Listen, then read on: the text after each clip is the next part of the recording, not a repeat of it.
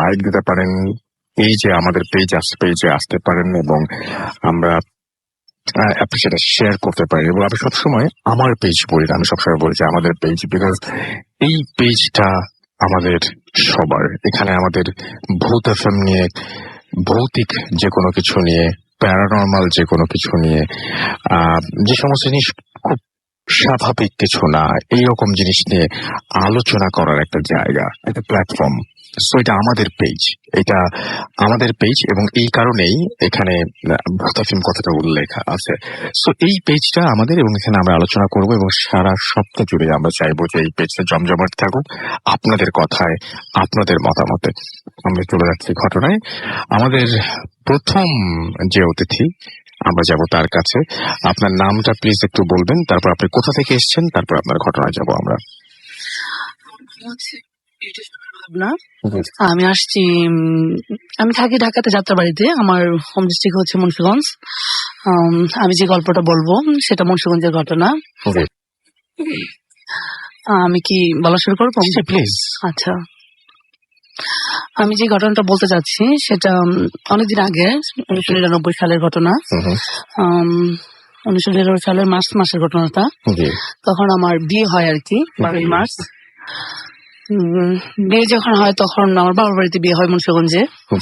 তো বিয়ের ঝামেলায় আমি মোটামুটি অসুস্থ হয়ে পড়ি। আমাদের হিন্দু ধর্মের বিয়েগুলো খুব অনেক সময় থাকে, অনেক পর্ব থাকে, অনেক বিষয় থাকে, খুব লেন্দি এটা। তো মানে যারা, আমি যেরকম, আমি যখন যাই তখন মানে যারা অতিথি থাকেন তারা খুব মজা পান, কিন্তু হাজবেন্ড ওয়াইফের কনের বেশে থাকেন বা বর বেশে থাকেন তাদের খুব কষ্ট হয়ে যায় সেটাই। জি। তো বিয়ের পরে তো চলে গেলাম শ্বশুর বাড়িতে। ওখান থেকে আমাদের হিন্দু ধর্মে যেটা বলে আর কি, আপনাদের মুসলমান ধর্মে বলে ফিরানি, আর আমাদের দিরাগমন। আচ্ছা, দিরাগমনে যখন আমি আমার বাবার বাড়িতে আসি, তখন হচ্ছে আমি ওই অসুস্থতা ছিল আর কি। তো আমার হাজবেন্ড একদিন পরে আমাকে ডাক্তারের কাছে নিয়ে যান আর কি। আমাদের বাড়িতে থেকে ডাক্তারের কাছে যেতে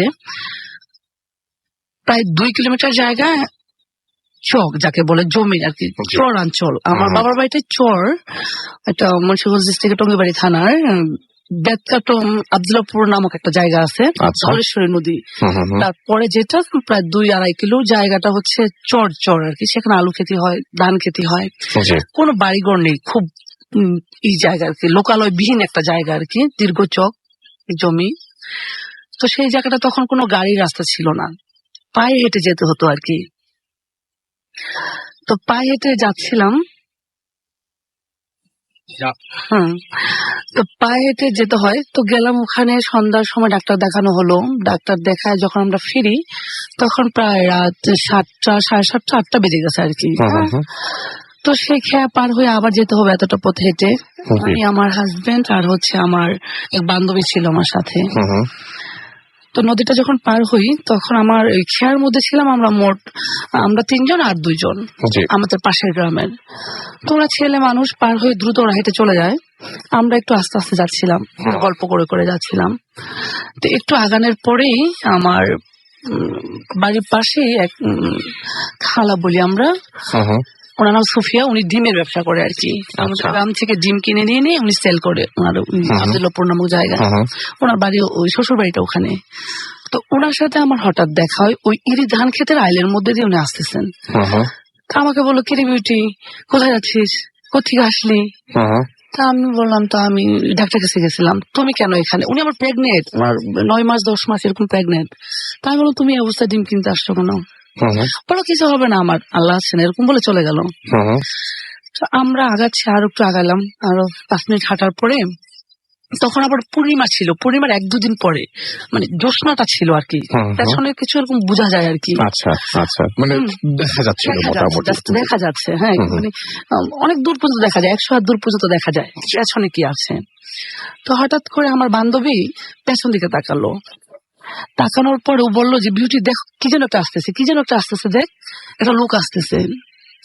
তো আমি পেছনের দিকে তাকালাম, তাকানোর পর আমি জিজ্ঞেস করলাম, একটু লাউডলি জিজ্ঞেস করলাম যে, আপনি কে দাদা, কে আসতেছেন? কোনো সাড়া নেই। আস্তে আস্তে দ্রুত সে শূন্যের উপর ভেসে খুব কাছাকাছি আমাদের চলে আসতেছে। তা আমার মনে হলো, একটু লম্বা মানুষ হতে পারে না। যদি হয় তার মাথার মধ্যে কোনো বোঝা টোজা আছে, ওই ধান খেতে নাড়া টাড়ার বোঝা হতে পারে যে এত উঁচা। কিন্তু যত সে কাছে আসতেছে মনে হচ্ছে যে সে কোনো মানুষ হবে না, এত উঁচা, প্রায় 20-30 হাত লম্বা একটা কিছু, এটা মানুষ হতে পারে না। তা আমরা তখন কি করলাম, ভয়ে ভগবানের নাম করতে করতে দৌড় দিলাম, তিনজনই খুব জোরে দৌড়াচ্ছি। আমরা যত দৌড়াচ্ছি ও স্লো ভাবেই আমাদেরকে ধরে ফেলতেছে, এরকম কাছাকাছি চলে আসতেছে। আচ্ছা, তা আমরা প্রায় 1 কিলোমিটার জায়গায় এরকম দৌড়াইলাম, খুব দৌড়াতে দৌড়াতে একটা গ্রামের কাছাকাছি চলে গেলাম। তো সেখানে একটা দ্বীপের মতো আছে আর কি, ঝর্ণ পুকুর, শুকনো ছিল তখন, তো শুকনো সিজন, ওটা পার হয়ে উপরে উঠতে হবে। তো ওটা যখন আমরা পার হইলাম, এই পাশে একটা কাশবন আছে, আর তারপর একটা বিশাল জলাধার আছে, জলাশয়। জলাশয়ের পরে একটা কবরস্থান। তো ওই লোকটা কি করলো, আমরা যখন পুকুরটা পার হয়ে ওই পারে উঠলাম, পেছন থেকে তাকে দেখলাম ওই জলাধারের দিকে চলে গেল, কাশবন ধরে জলাধারের দিকে চলে গেল। ওই পারে গিয়ে আমার ওই বান্ধবীটা চিৎকার করলো, ওর খালার বাড়িটা ওর পাশেই। চিৎকার করার পরে ওই বাড়ি থেকে লোকজন টর্চ লাইট নিয়ে চলে আসলো। চলে এসে চারপাশে খুঁজলো, ওই জলাধারের দিকটাও গেল, কাউকে আর খুঁজে পাওয়া গেল। নির্জন, চকের মধ্যে কেউ নেই। ঠিক আছে, তখন আমরা গেলাম বাড়িতে, ওই পর্যন্ত ওখানে শেষ হলো। বাড়িতে খাওয়া দাওয়া করে গিয়ে আমরা শুলাম, আমার হাজবেন্ড ওয়াইফ দুজন শুইলাম। তখন রাত 11টা বাজে। শোয়ার পরে আমি শোয়ার সাথে সাথে কেমন যেন একটা তন্দ্রা ভাব শুরু হয়ে গেল, গল্প বলার সাথে সাথে কেমন যেন একটা অজ্ঞানের মতো হয়ে যায় আর কি, আমি নাই, এরকম একটা ব্যাপার।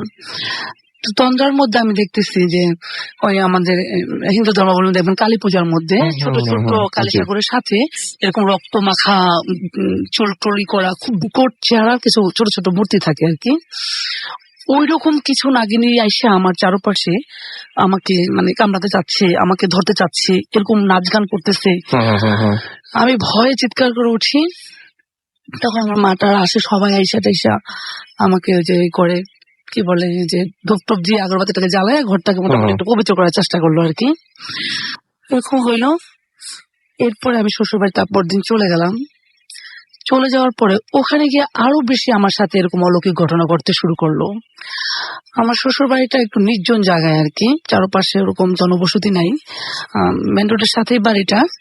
একটা বাংলো বাড়ি, আমাদের একতলা বাংলো বাড়ি, 3 দিকে গেট আছে, বাড়িটা চারপাশে ওয়াল করা, গার্ডেন টার্ডেন আছে, ভালো, খুব দেখতে বাড়িটা ভালো, কিন্তু লোকালয় তো নেই। বাড়ির পেছনের ছাদটা পুকুর, ঘাট বাঁধক চারদিকে, তার পেছনের ছাদটা হচ্ছে একটা পরিত্যক্ত হিন্দু বাড়ি। ওইটা যারা কিনছেন তারা ঢাকা থাকে, ওই বাড়িটা একটা বাগান, বিশাল বাড়ি, বাগান। আর বাড়ির সামনের সাইড রাস্তা, রাস্তার পরে গিয়েও বাগান, তারপর একটা দিঘি। চারপাশে ওরকম লোক নেই, শুধু আমার শ্বশুরের যে বাড়িটা সেটা আমার ওই বাঁ দিকের বাড়িটা, দক্ষিণ দিকের বাড়িটা, ওই বাড়িতে আমার যা থাকেন, এক বিধবা আর ওনার ছেলে থাকেন। জনবসতি খুবই কম। আর ওখানে একটা ব্যাপার আছে যে সবার বাড়িতে না ওখানে কবর আছে, ওরা কেউ কবরস্থানে কবর দেয় না।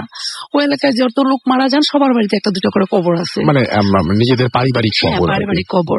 তো এমনিতেই আপনি যদি দিনের বেলা থাকেন একটু ভয় ভয় লাগবে এলাকাটায়, এরকম নির্জন, তারপরে কবর চারপাশে। আর আমাদের বাড়িতে একেবারেই নির্জন। আমার বাড়ির সবাই ঢাকায় সেটেল, আমি আমার হাজবেন্ডে থাকি ওই বাড়িতে। তো ওইভাবে আমি একা শুরু করি থাকতে। বাড়িটা পুরা ওয়াল করা, কোনো লোকজন নেই, বিশাল বড় বিল্ডিং, একাই আমি থাকি, এতগুলো রুম। এমনি একটু কেমন যেন আমি নতুন অবস্থায় ওই বাড়িতে গেছি, সমসম সমসম একটা ভাব আছে আর কি। তো থাকি, আর যখনই আমি একা থাকি তখনই আমার সাথে এই ঘটনাগুলো ঘটে। আর আমার হাজবেন্ড থাকলে ওরকম থাকে না, কিন্তু আমি স্বপ্ন দেখি যখন একা বেশি থাকেন তখন আপনার ক্ষেত্রে। আমার হাজবেন্ড তো কাজের তাগিদে বাইরে থাকতে হয়, আমার রাত 10টা-11টা পর্যন্ত বাসায় একাই থাকতে হইতো। তখন আমি যখন একা থাকি, আমি এক ঘরে শুয়ে আছি, হঠাৎ করে আমার মাথার মধ্যে একটা জোরে বাড়ি মারলো। আচ্ছা, আমি জেগে তাকায় দেখলাম কেউ নেই, আমি সজাগই আছি, চোখ বন্ধ করে আছি, কোনো কিছু চিন্তা করতেছি। হঠাৎ করে মাথায় একটা বাড়ি দিয়ে দিল। আবার শুয়ে আছি, এরকম কিছু চিন্তা করতেছি, টান মেরে আমাকে খাট থেকে নিচে নামায় দিল, পা ধরে নিচে নামায় দিল এরকম। আবার আমার হাজবেন্ড গেছে এক জায়গায় একটা ধর্মীয় অনুষ্ঠানে গান শুনতে, তখন 10:30 থেকে 11টা হবে। হঠাৎ করে কোনো ঝর্ণায় তুফান নেই, তখন মাঘ মাস, শীতকাল, কুয়াশা কুয়াশা, বাড়িতে গাছগুলো একদম এমন ভাবে করতেছে, নড়াচড়া করতেছে যে ঝড় শুরু হয়ে গেছে।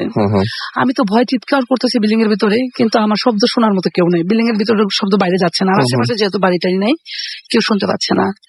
পরে এক সময় আমার হাজবেন্ড আসলো, তখন অত মোবাইল ছিল না যে খুবই স্বাভাবিক। পরে জানাবো। হ্যাঁ, হুম, আসলো, আসার পরে আমি গেট খুললাম, বললাম যে এরকম হয়েছে।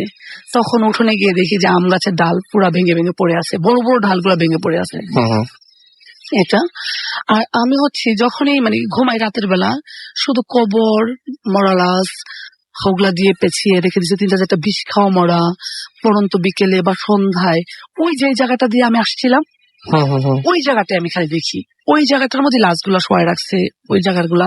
আরেকটা কথা বলতে ভুলে গেলাম, ওই যে ডিমওলা মহিলা, হুম, ওনাকে যে দেখলাম, উনি পরদিনই আবার আমাদের গ্রামে ডিম কিনতে আসছিল। ওনাকে আমি জিজ্ঞেস করলাম যে খালা তোমাকে কালকে সন্ধ্যায় ওখানে দেখছি, মানে 7-8টার দিকে, হুম, তুমি হুম, আবার আজকে আসছো? বলুন না আমি তো ছিলাম না, ওটা আমি তো আজকে আসলাম, কালকে ডিম কিনে নিয়ে গেলাম, আজকে আবার আসবো কেন? হুম, হুম, হুম। উনি ছিলেনই না। তখন আমাদের মনে হলো যে ওইটাই ভূত ছিল, ওইটাই আমার পেছনে পড়ে গিয়ে অন্য রূপ ধারণ করে আমাদের পেছনে ছিল আর কি। আচ্ছা, এটা তো যাই হোক, এভাবে আমার যতবারে আমি প্রেগনেন্ট হচ্ছি, আমার বাচ্চাগুলো 1-2 মাস পর পর অ্যাবর্শন হয়ে যাচ্ছে, জি জি। এমনি এমনি হয়ে যাচ্ছে।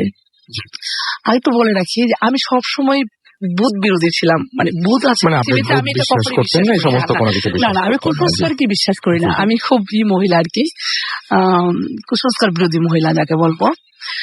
কিন্তু এইগুলো ঘটে যাওয়ার পর আমাকে বিশ্বাস করতে হচ্ছে আর কি, যে আসলে ভূত বলে কিছু আছে, তাহলে কেন এটা ঘটতেছে আমার। তারপরে কি হলো তারপরে আবার শুনি। হ্যাঁ। তারপরে হচ্ছে আমি এরপরে তৃতীয়বার প্রেগনেন্ট হই, আমার 9 মাস তখন প্রেগনেন্ট বয়স, 3 মাস পরে আমার ডেলিভারি হবে। আমার ছোট ভাই গেছে আমার সাথে আমার বাসায় বেড়াতে। আর ও এর মধ্যে বলে রাখি যে আমি একা একা থাকতে থাকতে যখন এরকম ক্লান্ত হয়ে যাচ্ছি, তখন আমার মামাতো বোনকে নিয়ে যাওয়া হলো আমার সাথে থাকার জন্য, যে আমার সাথে কিছুদিন থাকবে। তো মামাতো বোন ছিল আমার কাছে, ভাই বেড়াতে গেছে। তো 9টার সময় আমরা ফ্লোরিং করে টিভি দেখতেছিলাম আমার বেডরুমে আর কি, জি। টিভি দেখতেছিলাম। তখন ওরা খাবারের জন্য বলে যে খাবার খেয়ে নেই, গ্রামে তো একটু আগে আগে খেয়ে নেয়। হুম, হুম, হুম। তাই আমি বললাম ঠিক আছে তুমি খাবার বাড়ো। ওরা ডাইনিং স্পেসে গেল খাবার রেডি করার জন্য, আমি বসে বসে টিভিটাই দেখতেছিলাম। হঠাৎ করে আমি তন্দ্রায় চলে গেলাম, মানে আমি যেখানে যে অবস্থা থাকি হঠাৎ করে তন্দ্রায় চলে যায়, 1 মিনিটের মধ্যে সবাই আছে তার মধ্যে আমি নাই, তন্দ্রার মধ্যে এটা চলে যাই। ঘুম না, মানে তন্দ্রাই কিছু একদম। এভাবে বসে আছি জাস্ট, হ্যাঁ, এবং আপনার তার আগে ঘুম ঘুম লাগেও নেই, কিচ্ছু না, কিচ্ছু না, একদম স্বাভাবিক। জি জি জি। তার মধ্যে আমি হঠাৎ করে কোথায় চলে গেছি, তন্দ্রায় চলে নাই, ওর মধ্যে নাই, হঠাৎ তন্দ্রায় চলে যায়। আমি খাটের মধ্যে এরকম হেলান দিয়ে দেখতেছিলাম, হুম, পাশে ব্যালকনির পরে হচ্ছে আমাদের গার্ডেন আর কি, আমার জি। উঠোনে গার্ডেন আছে।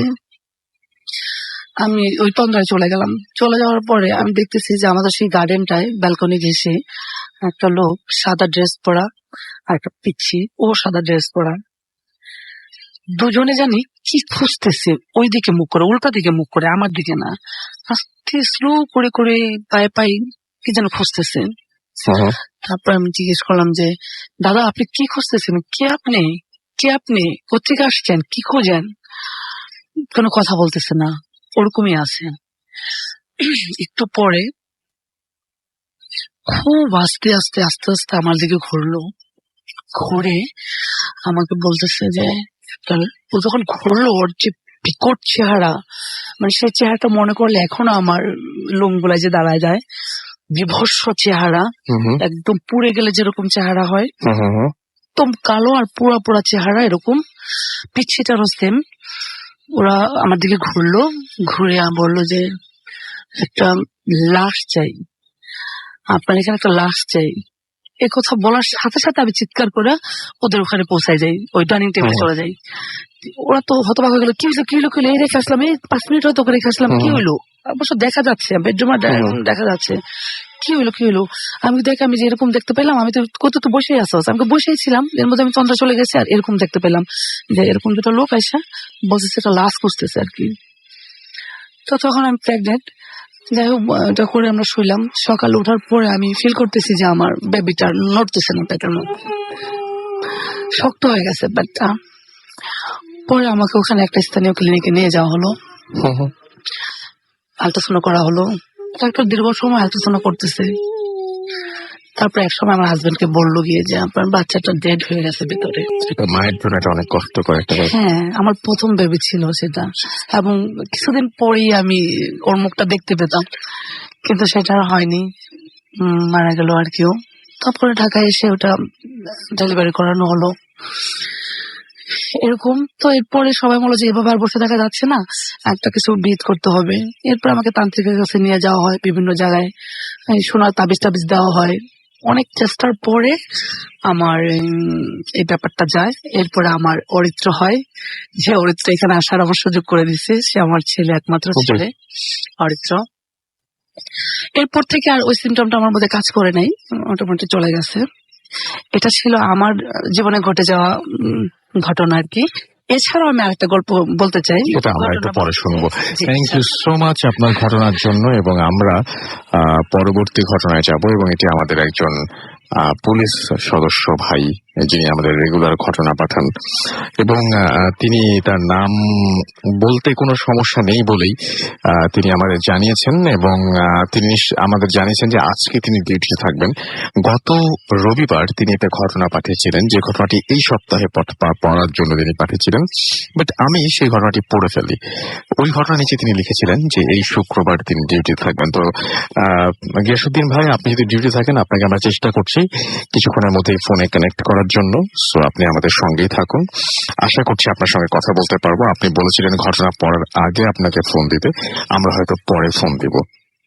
তো যেভাবে লিখেছেন সেভাবে পড়ছি। ঘটনা আমার পড়া আছে, আমি পড়েছি, এবং ঘটনাটি মানে কি বলবো, যে বিশ্বাস করা না করা এটা আমাকে আর একবার মনে করে দিতে হচ্ছে যে পুরোপুরি আপনার ব্যাপার।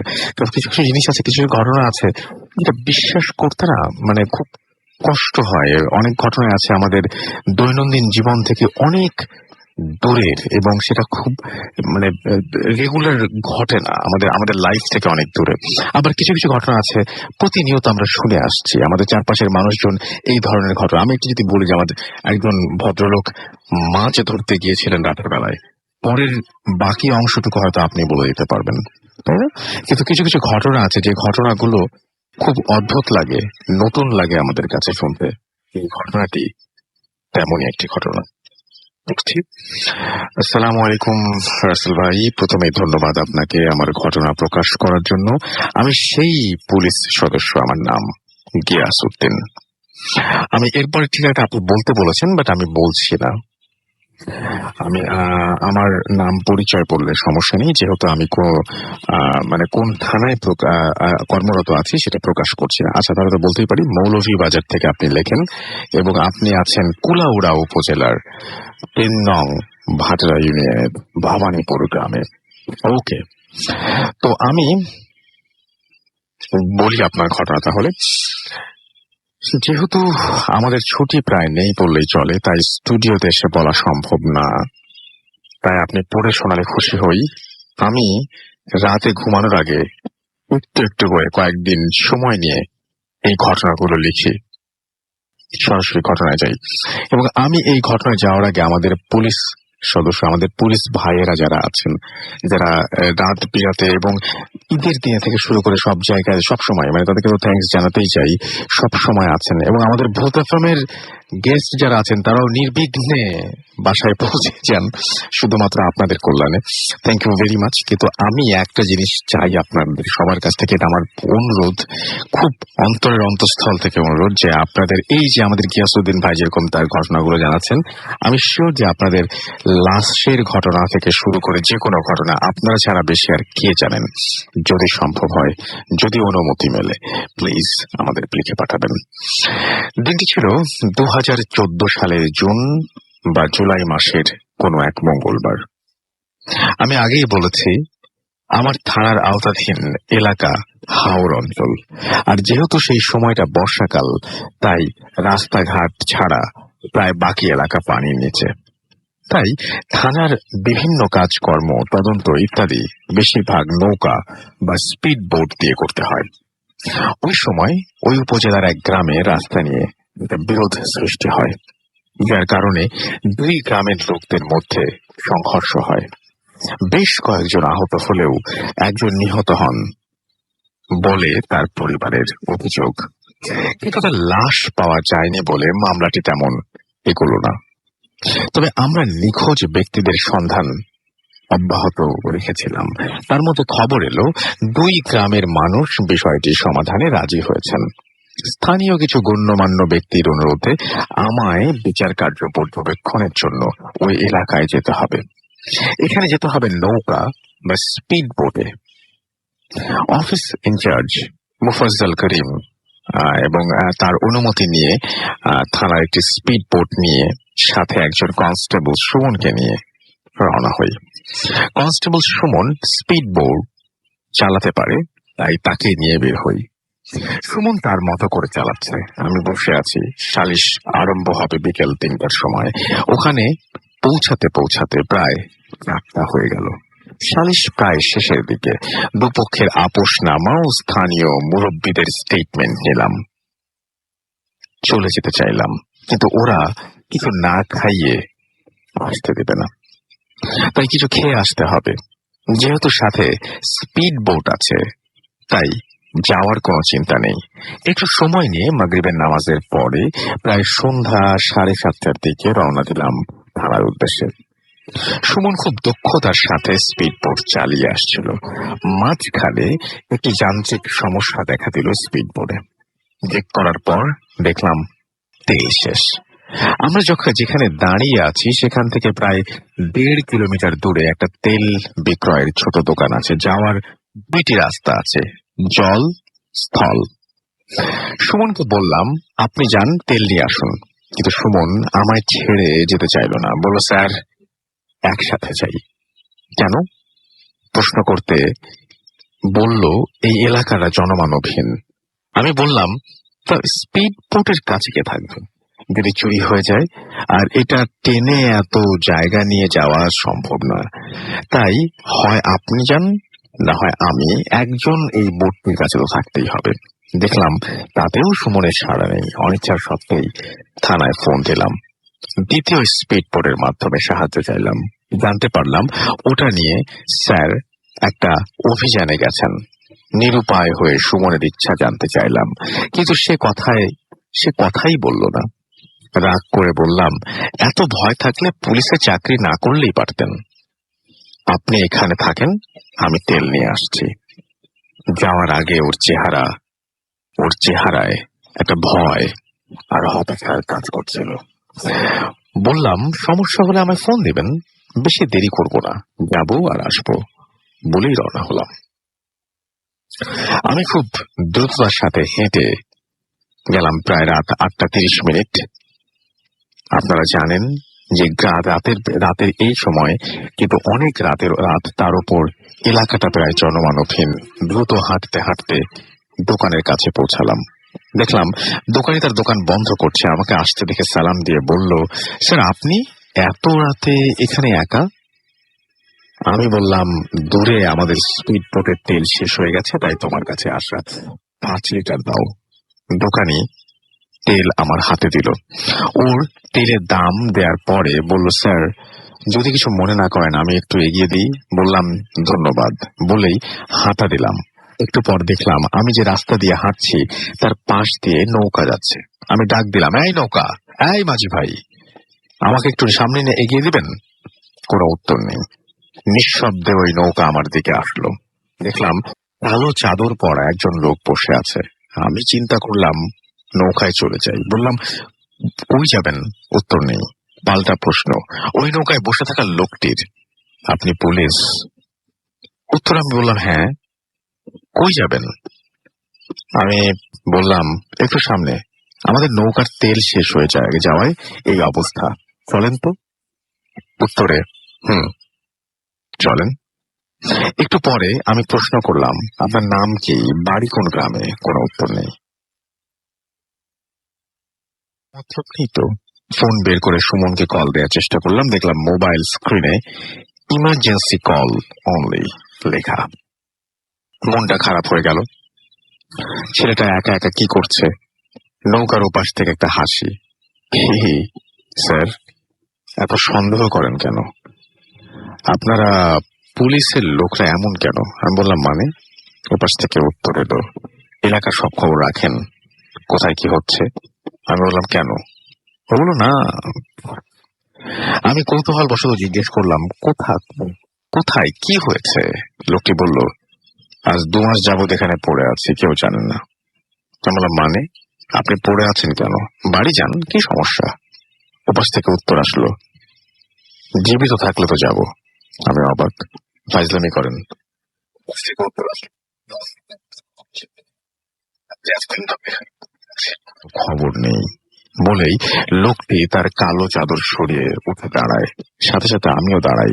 ওর দিকে টর্চ লাইট মারলে যা দেখি তা দেখার জন্য আমি মোটেও প্রস্তুত ছিলাম না। দেখলাম এক হাত কাটা, আর কাটা স্থানে পুরনো রক্ত জমাট বেঁধে আছে। লোকটির চেহারার দিকে তাকিয়ে দেখলাম রুগ্ন কালো একটা লোক, শরীরের হাড়গুলো প্রায় দেখা যাচ্ছে। ও বলল, ভয় পাবেন না, আমি এখানে পড়ে আছি লাশ হয়ে প্রায় 2 মাস। আপনারা আমার একটা হাত নিয়ে গেল, ওরা আমাকে হত্যা করে এখানে ফেলে রেখেছে বলেই পাশের কচুরি পানার স্তূপের দিকে সে দেখিয়ে দিল। সেদিকে তাকালাম, পানির ওপরে কচুরি পানার স্তূপ। আর কিছু চিন্তা করতে পারলাম না। মানুষ মৃত হলে আমার সাথে কথা বলবে কিভাবে, বা নৌকায় পার করলো কিভাবে, এই প্রশ্নের উত্তর খোঁজার চেষ্টা করছি। হঠাৎ একটা ধাক্কা খেলাম, দেখলাম নৌকাটি রাস্তার মাটির সাথে ধাক্কা লেগেছে।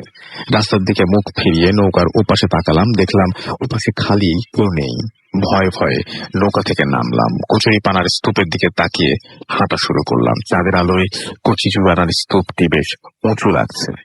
একটু দূর যেতেই দেখলাম সুমন এগিয়ে আসছে। ওকে দেখে একটু ভরসা পেলাম। বললাম, এই জায়গাটা চেনেন? ও বলল, হ্যাঁ স্যার চিনি, কেন? বললাম, একটু আসেন তো। বলে একটু এগিয়ে কচুরিপানার স্তূপ দেখিয়ে বললাম, চিহ্নিত করে রাখুন, কাল সকালে এখানে আসতে হবে। ওকে স্যার, কিন্তু কেন?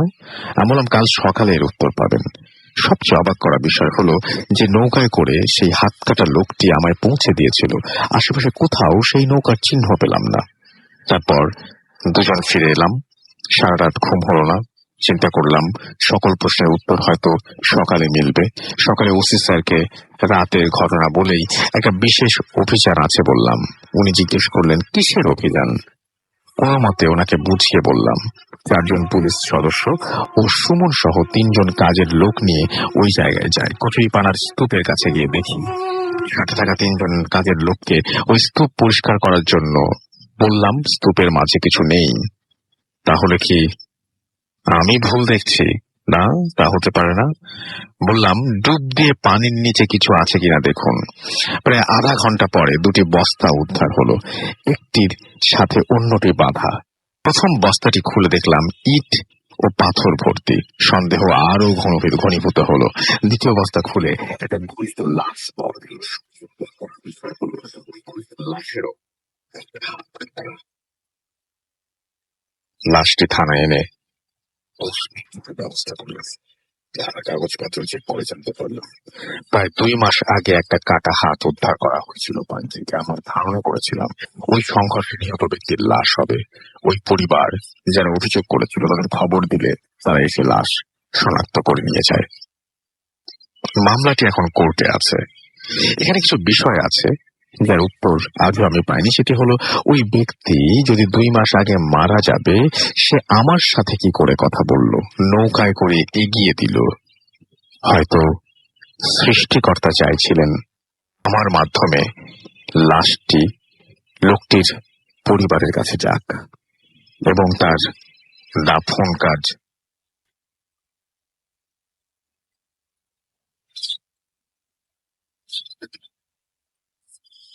আর কিছু লিখলাম না। মাঝে মাঝে কিছু ঘটনা পাঠাবো এবং তা পড়ে শোনালে খুশি হব। ধন্যবাদ ভূত এফএম এর সকল পরিবারের সদস্যদের। Thank you very much Giyas ভাই, এবং আশা করছি যে আপনারা যারা শুনেছেন তারাও অনেক অনেক অনেক অনেক উপভোগ করেছেন এই ঘটনাটি। ঘটনাটি আসলেই অন্যরকম, এবং আমি শুরুতেই বলেছিলাম যে এই ঘটনাটি আসলে অন্যরকম। আমরা যদি পারি তাহলে গিয়াস ভাইয়ের সাথে আমরা সরাসরি যোগাযোগ করব। গিয়াসউদ্দিন ভাই নিশ্চয়ই আমাদের সাথে নিজেও যোগাযোগের চেষ্টা করবেন। তো যাই হোক, আমরা ফেসবুকে 2টো পোস্ট দিয়েছি এবং সেই পোস্ট আপনি চাইলে দেখতে পারেন, এবং এখানে আপনি লিখতে পারেন, আপনার কমেন্ট করতে পারেন, এবং আপনি জানাতে পারেন যে আপনার কেমন লাগছে, কি অবস্থা। এবং আমি দেখতে পাচ্ছি অনেকে লিখছেনও যে ভূত এফএম আমল হোক। Thank you very much. সব সময় আছে ভূত এফএম এর সাথে। প্রথমটা লিখেছেন সাহাল আব্দুল্লাহ, পরেরটা লিখছেন ফেরদৌস ইসলাম, আমাদের ইসলাম অর্ণব আমাদেরকে লিখেছেন, আমাদের এখানে লিখেছেন হৃদয়, তাবিউর রহমান রাজন, এবং তিনি শুনছেন এবং আমাদেরকে দেখতে পাচ্ছি যে হামদান বিশ্বাস আমাদেরকে লিখেছেন যে ইমেলটা ভালো লেগেছে ভাইয়া। জিবরান লুম আমাদের লিখেছেন ইমেলটা, ইমেল আইডি ভুলে গেছে, যে আমাদের ইমেল অ্যাড্রেস হচ্ছে bhotfm@radio40.fm, BHFM@radio.fm। মুনতাসির না মনস্টার রিটার্নস আমাদের লিখেছেন ময়মনসিং থেকে। এছাড়া আমাদেরকে লিখেছেন এমডি মেহেদি হাসান, রিমন, তারা সবাই মিলে বগুড়া পরশ মেস একটা, সেখান থেকে তারা শুনছেন। মনজুর ইসলাম বলছেন আমাদেরকে যে তিনিও শুনছেন আমাদেরকে। আমাদের সাথে আছেন দেহলভি শামস, তিনি বলছেন যে দ্বিতীয় ঘটনাটি দারুণ। অদৃশ্য বালক আমাদের সাথে আছেন, আমাদের সাথে রয়েছেন দেখতে পাচ্ছি। আচ্ছা, মারুফ হোসেন আমাদের সঙ্গে আছেন দেখতে পাচ্ছি। এছাড়াও ফারহান শান্ত, এছাড়া আমাদের সাথে আমানুল অর্ণব আছেন আমাদের সঙ্গে আছেন দেখতে পাচ্ছি। পুলিশ ভাইয়ের ঘটনাটা শুনে আমার গায়ের লোম কাটা দিচ্ছে, এবং তিনি হচ্ছেন আব্দুল আলিম হাওলাদার, এবং তিনি অ্যাপ দিয়ে শুনছেন আমাদেরকে। ফৈজান আমাদের সাথে আছেন, এবং তিনি বলছেন যে থ্যাংকস ফর নাইস স্টোরি, আমাদের সঙ্গে আছেন দেখতে পাচ্ছি। এছাড়াও হ্যানি ইসলাম শরীফুল, সেকেন্ড স্টোরিটা অনেক ভয়ের। এমডি লিটন হোসেন আমাদের সঙ্গে আছেন, বদরুল ইসলাম আমাদের সঙ্গে আছেন সিলেট বিশ্বনাথ থেকে, তিনি শুনছেন। আমরা দেখতে পাচ্ছি আপনারা অনেকে অ্যাপ দিয়ে শুনছেন, আমাদের যে রিপোর্ট বলছে যে আপনারা অনেকে অ্যাপ দিয়ে শুনছেন। থ্যাংক ইউ ভেরি মাচ যারা অ্যাপ দিয়ে শুনছেন, আপনাদেরকে অনেক অনেক অনেক অনেক ধন্যবাদ। পৃথিবীর বিভিন্ন প্রান্ত থেকে যারা ভূত এফএমের সঙ্গে আছেন তাদের জন্য অনেক অনেক অনেক অনেক ধন্যবাদ। আপনাদের জন্যই পার করে আসতে পেরেছি 7টি বছর, এবং এগিয়ে যাচ্ছি 8 বছরের দিকে। আপনার সঙ্গে থাকলে আমরা যেতে চাই বহুদূর, এবং আমাদের সঙ্গে আপনারা জানেন আছে গ্রামীণ ফোন। যাই হোক, স্টোরিটা নাইস ছিল লিখছেন রায়হান আহমেদ পুলক। এছাড়াও লিও সুফিয়ান আমাদের সাথে আছেন, এবং আমাদের সঙ্গে আছেন দেখতে পাচ্ছি সাইদ মাইদ। আচ্ছা, লিও সুফিয়ান, আপনি যে ঘটনাটি আপনার যে সমস্যাটা সেটা আমি মাসুম ভাইকে জানিয়ে দিচ্ছি, এবং তিনি এটা সলভ করে ফেলবেন ইনশাল্লাহ। আমাদের সঙ্গে আছেন দেখতে পাচ্ছি এছাড়াও স্বাক্ষর আলম, এছাড়া আমাদের সঙ্গে আছেন দেখতে পাচ্ছি স্কাউট তারিকুল ইসলাম সহ আরো অনেকে। সো আপনি যদি থাকতে চান চলে আসুন আমাদের পেজে। আমাদের পেজ হচ্ছে www.facebook.com/bhotfm.russell। আমার নামের স্পেলিংটি হচ্ছে RUSSELL। আর www.facebook.com/radio.furti, সেখানে আমাদের পোস্টটা একটু আগে আপলোড করা হয়েছে। সো আপনারা অবশ্যই সেটাও ভিজিট করবেন এবং সেখানেও আসবেন। এন্ড আপনাদেরকে বলবো যে কি হচ্ছে না হচ্ছে সেই কমেন্টটা আপনি করবেন। যাই হোক, আমরা চলে যাবো একটা ছোট্ট বিরতির পরে আবারও ফিরে আসবো। আশুক যেমন টুলু ভাইয়ের একটা চমৎকার ঘটনা আছে, কিন্তু সেটা শুনবো আমরা। সো আমাদের সঙ্গে থাকুন, স্টে টিউনড রেডিও ফুর্তি, এন্ড ডোন্ট স্টপ দ্য ফুর্তি।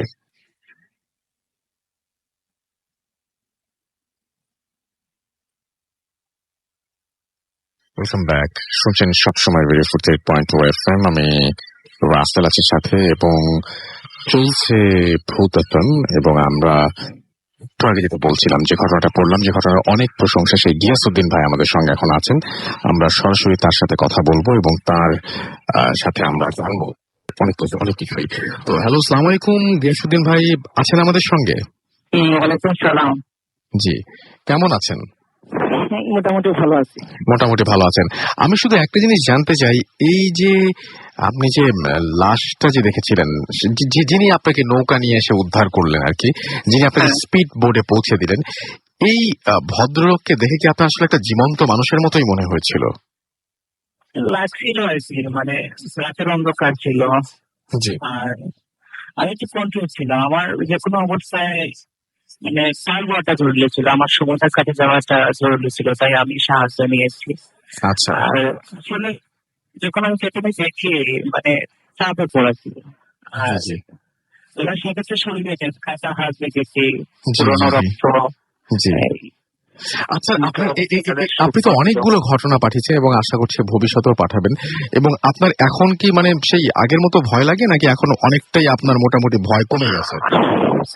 এগুলো আসলে অভ্যাস হয়ে গেছে, মাঝে মাঝে ভয় লাগে, গিয়াসউদ্দিন ভাই, আমরা কিন্তু আমাদের পুলিশ ভাইদের অনেক পছন্দ করি এবং আমরা নিজেরা অনেক অনুরোধ করেছি। আপনি একটু সবাইকে একটু বলবেন নাকি যে ভূত এফএম ঘটনা পাঠানোর জন্য সবাইকে? এই আপনার colleague-দেরকে।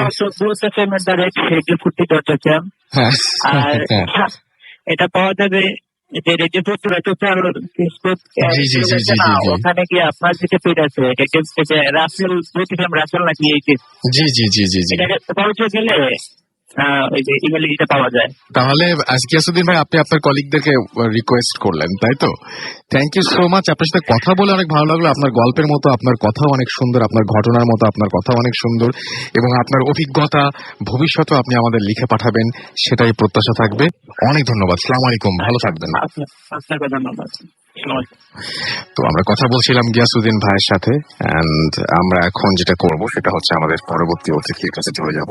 আপনার নামটা প্লিজ একটু বলবেন, তারপর আপনার ঘটনায় যাবো আমরা। আসসালামু আলাইকুম এভরিওয়ান, আমার নাম নূর, আমি উদয়পুর থেকে আসছি, আর আমার হোম ডিস্ট্রিক্ট হচ্ছে গাইবান্ধা ডিস্ট্রিক্ট, গোবিন্দগঞ্জ। আচ্ছা আচ্ছা। আমি বলবো আমার বাবার কথা। আমার বাবার নাম হচ্ছে উনি মানে লাইফে অনেক হরর এক্সপিরিয়েন্স করেছে, এবং এটা আশা করি পরে ভূতভূমি আরো মানে আবার এসে শেয়ার করবে সে নিজে। বাট ওনার মানে একটা ঘটনা আমি আজকে শেয়ার করবো। জি। এইটা হচ্ছে যুদ্ধ জাস্ট 1971 সালের পরে, মানে জাস্ট যখন যুদ্ধ হয়েছে তারপরে আমার ফাদার জাস্ট আমার নানুর বাসা, মানে এটা বলে গোবিন্দগঞ্জ, মানে আমরা স্বাধীন হয়েছি তারপরে, স্বাধীন হওয়ার পরে আর কি। তো উনি ওই আমার নানুর বাসা, এটা হচ্ছে কোচা শহর বলে। জি। ওইখান থেকে জাস্ট ওখানে অনুষ্ঠান ছিল, অনুষ্ঠান শেষ করে জাস্ট বাসায় চলে আসবে। তো তখনকার তো তেমন মানে ভেহিকল ছিল না, তখন যেটা হয়তো হয় গরুর গাড়ি কিংবা সাইকেল কিংবা আদারওয়াইজ হেঁটে আসা, এরকম একটা ইয়ে ছিল। তো ওইখান থেকে যেটা ডিস্টেন্স ছিল রাস্তার, আমাদের বাসা থেকে আমার নানুর বাসা অলমোস্ট 10 কিলোমিটার 12 কিলোমিটার এরকম। তো আমার আব্বার কাছে ছিল সাইকেল, সাইকেলে উনি রওনা দেয়। আগে তখনকার সময় তো সন্ধ্যার পর পরে একটু মানে সব ইয়ে হয়ে যায়, চুপচাপ হয়ে যায়। তো উনি রওনা দিচ্ছে ওই রাস্তা দিয়ে। এই রাস্তার ভিতরে মানে একটা জায়গা ছিল, এটাকে বলা হয় শ্রীমুখ গাবতলী। আচ্ছা। তো এই জায়গাটাতে মানে এমন একটা প্লেস যেখানে মানুষ সন্ধ্যার পরে মানে মাগরিবের নামাজের পরে আর চলাচল করে না, অলমোস্ট বন্ধ করে দেয় আর কি। তো ওইখানে আসার পরে জাস্ট মানে একটা অদৃশ্য থেকে একটা সাউন্ড আসতেছিল এরকম যে মানে এত রাতে তুই কই যাস, কিংবা এত রাত্রে যাওয়াটা ঠিক হয়নি এরকম। তো আমার আব্বা আগে থেকে একটু গেস করতে পারছিল, উনি একটু কিছু দোয়া কালাম এগুলো জানতো। তো উনি যেটা করা দরকার উনি নিজেকে মানে এটাকে শরীর বন্ধ করে রাখছে আর কি। সো তারপরে উনি যায়। তা এই মানে এখানে লোকমুখে যেটা জানা যায়, এখানে অনেক হিউজ অনেক জিন এখানে থাকতো এই গাবতলায়। তো ওখান থেকে একটা জিন মানে এটাকে মানে আমার বাবার পিছনে পিছনে সে আসে আর কি। তো এই রাস্তায় চলাকালীন সে বিভিন্ন রকম সাইড থেকে সাউন্ড করে, ডিস্টার্ব দেয়, সাইকেলকে যেতে দেয় না, ঝামেলা করে আর কি। তো মাঝে মাঝে আমার বাবার দোয়া সূরা তো পড়তেছেই। এই ভিতর আস্তে আস্তে মানে আরেকটা প্লেস আছে, এটা বলে হচ্ছে গোবিন্দগঞ্জ ডিগ্রি কলেজ মোড়। এইটাও একটা হরর প্লেস। তো এইখানে আসার পরে যেটা হয়, ওইখানে আমার আব্বা একদম রাস্তার সাইডে একটা দেখে, এটা হচ্ছে হিন্দুদের একটা দেবী আছে, দুর্গা দেবী, লাইক এইরকম একটা সে একটা ধারণ করে আর কি। বাট এর ফেস ছিল একটু হরর টাইপের। দুর্গা তো আমরা জানি যে দুর্গা ফেস একটু সুন্দর, বাট এর ফেসটা ছিল হরর টাইপের, একদম দাঁত বের হয়ে রক্ত পড়তেছে, মাথা লম্বা, মানে ভয়ঙ্কর তারপরে ধারণ করছে, হাত ছিল বিভিন্ন রকম। তো বিভিন্ন রকম সে কাছে ডাকার জন্য এ করতেছিল, পথে বাধা দেওয়ার জন্য চেষ্টা করতেছিল। আমার আব্বা ওখানে দৌড় টোয়া পরে একটু জাস্ট পার হয়ে চলে আসছে, মানে সে মানে ফেইলিওর হয়েছে আমার আব্বাকে আটকাতে। বাট ইতিমধ্যে মানে অপোজিট থেকে আরেকজন লোক সে যাচ্ছিল, সেও সাইকেলে। তো আমার আব্বা তখন তাকে বারণ করে যে ভাই প্লিজ আপনি যান না, মানে রাস্তায় প্রবলেম আছে, আপনি প্রবলেম পড়বেন। তো উনি বলছেন যে, না কি প্রবলেম, আমি রেগুলারই যাই, তবে আজকে একটু দেরি হয়ে গেছে রাত, জানি রাস্তা খারাপ, কিন্তু আপনার কোনো প্রবলেম হবে না। তো আমার বলছে যে না দেখেন, তারপর সাবধানে যান আর কি। তো যাওয়ার পরে একটু পরে আবার চিৎকার আওয়াজ আসে। তো তখন আমার বাবা একটু ব্যাক করে যে না, লোকটা নিশ্চয়ই কোনো বিপদে পড়তে পারে, আমি একটু দেখি। তো আবার ব্যাক করে ওই জায়গায় আসার পরে দেখা যায় যে ওই যে জায়গাটা প্লেসে মানে হরর প্লেস, তার সাইডে তো অনেক জমি, পাশাপাশি ডোবা ছিল। তো এই ডোবার সাইডে ওই লোকটাকে সে অলমোস্ট সাইকেল সহ ওইখানে মানে ফেলে দিয়েছে আর কি। তো আমার আব্বা যাওয়াতে ওই অভাবটা ওখান থেকে সরে গেছে। সরে যাওয়ার পরে তো আমার আব্বা তো অনেক দোয়াটা করলো, করার পরে ওই লোককে ওঠার পরে যেটা দেখা গেল, সাইকেলের অনেক অংশ ভেঙে ওই পার ভিতর উনি মানে ঢুকাই যাওয়াতে উনি অনেক আহত হয়েছে, হাঁটতে পারছিল না, আর অনেক রক্ত ঝরছে আর কি।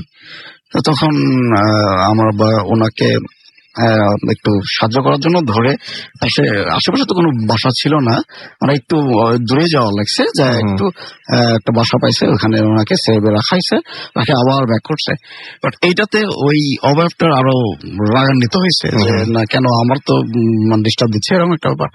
তো এই পথের ভিতর তখন বিভিন্ন রকম বিড়াল হচ্ছে, একবার কুকুর হচ্ছে, তারপর সাইকেলে বাড়ি দিচ্ছে, সাইড থেকে আওয়াজ আসতেছে, বিভিন্ন রকম ভয়ঙ্কর আওয়াজ, মানে কথা বলতেছে করতেছে। আমার বাইকগুলো নিয়ে আর অতটা মানে ভ্রক্ষেপ করেনি, উনি সাহসিকতার সাথেই রাস্তা দিয়ে চলে যাচ্ছিল। তারপর এইখানে আসার পর সাইডে একটা ছিল, একটা মানে খুব ফেমাস একটা মন্দির আছে আমাদের এখানে, এখানে ঠাকুর বাড়ি বলে। এখানে তখন তো রাত অলরেডি 2:30-3টা বাজে। তো তখন আমার আব্বা দেখছে ওখানে পূজা হচ্ছে, বিভিন্ন রকম পূজা, তখন দিয়া জ্বালায় ঠাকুর এরকম পূজা করতেছে। আমার আব্বার এক সময় আমার সাথে তো ওখানে যে ঠাকুর থাকতো তার সঙ্গে তো পরিচয় আছে। তো উনি ডাকতেছে যে কই যাস, এখানে আয়। তো আমার বলছে কি ব্যাপার, রাতে তো পূজা কি ধরনের, এটা তো পূজা হয় না এখন। তো বলছে যে না এখন পূজা হচ্ছে, আয় প্রসাদ খা, এরকম একটা ব্যাপার, টাকাটাই করতেছে। তো বলছে যে না আমি যাবো না ওখানে। তো তারপরে ওখান থেকে আবার ব্যাক করছে। ব্যাক করার পরে আবার রাস্তার সাইডে বিভিন্ন মহিলার চেহারা ধরে আসছে, ডাকতেছে যে আমাকে একটু হেল্প করেন, এরকম ডাকতেছে। আমার বুঝতে পারছে যে আসলে এটা ওই জিনিসই বারবার রাস্তাতে এসে বাধা প্রদান করছে। তো তারপরে যাওয়ার পর আমাদের অলমোস্ট বাসার কাছাকাছি চলে এসছে। তো এখানে আবার একটা বাস ঝাড় ছিল, বাস রাস্তায় ফেলাই দেওয়ার পরে মানে বাধা প্রদান করছে। তো এইখানে কিছু কিছু দোয়া আছে, দোয়া করলে হয়তো সবাই জানেন যে যেটা বাস হয়তো উঠে যায়, কিন্তু আমার আবার যখন অ্যাপ্লাই করতেছে এইটা আর উঠতেছে না। তো একটু ঘাবড়ে গেছে যে না এটা তো মানে বাসের উপর দিয়ে যাওয়াটাও উচিত হবে না, আবার কোনো কিছু ভয় করে ব্যাক করাটাও ঝামেলা হবে। তো কি করা যায়? তো তখন আমার আব্বা একটু করলো যে আরেকটা সিস্টেম আছে যে এইটা বাঁশের কোনটা আছে এটা ভেঙে দিচ্ছে, নেওয়ার পরে এটা দোয়া পড়ছে, আয়তাল কুরসি পড়ছে, পরে এটা দিয়ে আবার বাসটাতে আঘাত করার পরে তখন বাসটা উঠে গেছে আবার। ওকে, তো ওইখান থেকে আবার বাসায় চলে এসছে। এখানে ঘটনাটা শেষ হলে ভালো হতো, কিন্তু ঘটনা তো তারপরে আরো ছিল। বাসা আসার পরে জাস্ট অজু করে মানে রাতের খাওয়া দাওয়া করেনি আমার বাবা, শুইতে গেছে। তো ওই জিনিসটা তখন মশারির উপর দিয়ে মানে পুরো আসে আমার আব্বাকে তখন অ্যাটাক করার জন্য চেষ্টা করতেছিল। তখন তার অরিজিনাল রূপটা ছিল মানে প্রচুর লোম এবং কালো রঙের। তো ওই সময় অনেক চেষ্টা করতেছে আমার আব্বা, কিন্তু বাট কোনো দোয়া করে হচ্ছে না। মানে আসলে আমার আব্বা তো ঘুমায় যায়নি, মানে জায়গায় ছিল, তো জায়গাতেই ধরছে আর কি। অনেকে কিন্তু ঘুমে বোবা ধরে, ওই রকম না। তো লাস্টে আমার আব্বা অনেক আল্লাহর নাম নিয়ে যা করে ওই একে জাস্ট একটা কিক দেওয়ার পরে ও দরজার সঙ্গে বের হয়ে যায়, এবং যাওয়ার সময় বলে যে আসলে আমাকে বাধা দেওয়ার জন্য আমি মানে আমার কাজে কিংবা আমার রাস্তায় বাধা দেওয়ার জন্য এটা হয়েছে। থ্যাংক ইউ ভেরি মাচ, আপনার ঘটনার জন্য আপনাকে অনেক ধন্যবাদ। আমরা দেখতে পাচ্ছি যে আমাদের রেডিও ফুর্তি যে পেজটা আছে, এই পেজে আপনারা অনেকেই লিখছেন, এবং আমাদের সঙ্গে আছেন লিমন, এবং তিনি বলছেন যে তিনি একদম একা আছেন এবং শুনছেন আমাদেরকে। আসিফ আমাদের সঙ্গে আছেন, খুলনা থেকে শুনছেন। একটা ভয় লাগছে। মহসিন উদ্দিন ইয়াসিন আমাদের সঙ্গে আছেন, নিস্তব্ধ আমি আমাদের সঙ্গে আছেন, চমৎকার কাহিনী আমি শুনছি চট্টগ্রাম থেকে। আর এ আওয়াল আমাদের সঙ্গে আছেন ইউসুফ, এছাড়াও তিনি শুনছেন ভূত এফএম। একে আজাদ লিখেছেন আমাদের রেডিও ফুর্তি পেজ থেকে পড়ছি, কিন্তু সেকেন্ড স্টোরি নাইস ছিল। সাইদ আমাদের লিখেছেন এই প্রথম কমেন্ট করলাম। শাহরিয়ার টনি আমাদের লিখেছেন খুব ভালো লাগছে আমাদেরকে। এছাড়াও ক্যাফিন জি টুটুল আমাদের সঙ্গে আছেন এবং তিনি শুনছেন আমাদেরকে। আমাদের সঙ্গে আছেন তনজিলা, তসনিম, তৌশা এবং ভূত এফএম তিনি শোনেন, জয়পুর থেকে শুনছেন। সজীব রহমান আমাদের সঙ্গে আছেন। আমাদের সঙ্গে আছেন ইমন শাহরিয়ার সোহাগ এবং আমাদের সঙ্গে আছেন দেখতে পাচ্ছি জিকু আবেদিন, আমাদের সাথে নাফিজ ইকবাল আছেন। এছাড়াও সালিন খান সালিন আমাদের সঙ্গে আছেন। আমাদের সঙ্গে আছেন দেখতে পাচ্ছি এমডি ইয়াসিন হুসাইন, এছাড়াও রাইডিয়ান আমাদের সঙ্গে আছেন এমডি।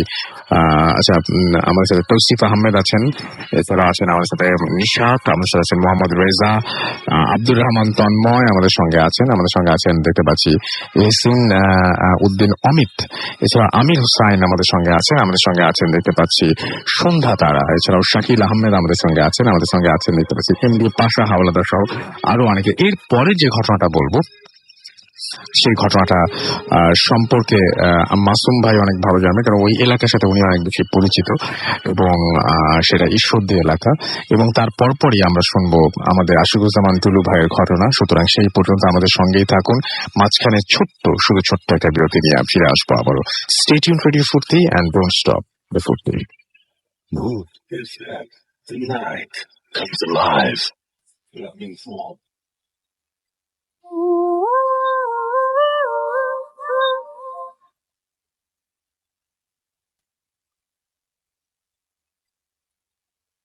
Welcome back. শুনছেন সবসময় রেডিও ফুর্তি 8.2 এফএম। আমি রাসেল আছি সাথে, অ্যান্ড আমার সাথে রয়েছে মাসুম ভাই। আমরা একটু আগে বলছিলাম যে একটা ঘটনা প্রথমে পড়বো এবং তারপরে আমরা চলে যাবো পরবর্তী ঘটনা। তো মাসুম ভাই, এটা ঈশ্বরদীর ঘটনা, বুঝতে পারছেন তো? ঈশ্বরদী এলাকা তো, এটা মাসুম ভাই ভালোভাবে এই জায়গাটা চেনেন। তো আমি পড়ে শোনাই ঘটনাটি, যেভাবে লিখেছেন সেভাবে পড়ছি। হ্যালো রাসেল ভাই, আপনি সবসময় ভালো থাকেন এবং সবসময় ভালোর দলে, তাই জিজ্ঞেস করলাম না কেমন আছেন। আমি স্টুডিওতে আসতে পারবো না বলে ইমেল করে ঘটনাটি পাঠালাম। আমি একজন ভূত এফএম এর নিয়মিত শ্রোতা, পাবনা ঈশ্বরদী থেকে ইলিয়াস বিশ্বাস বলছি। কথা না বাড়িয়ে ঘটনায় চলে যাই। এই ঘটনাটি ঈশ্বরদী স্টেশনের এলাকার একটি ঘটনা। আমার এক বড় চাচার সাথে প্রায় 10 থেকে 15 বছর আগে ঘটে যাওয়া একটি ঘটনা। ঈশ্বরদী স্টেশনের অদূরে ঘটনাটি ঘটেছিল। আমার চাচা এক কন্ট্রাক্টরের অধীনে দিনাজপুরে কর্মরত ছিলেন। সেখান থেকে তিনি একদিনের ছুটিতে সীমান্ত এক্সপ্রেস ট্রেনে বাসায় আসছিলেন। ট্রেনটি রাত 2টার সময় ঈশ্বরদী স্টেশনে এসে পৌঁছায়। স্টেশন থেকে ওনার বাসা 3 কিলোমিটারের মতো দূরে।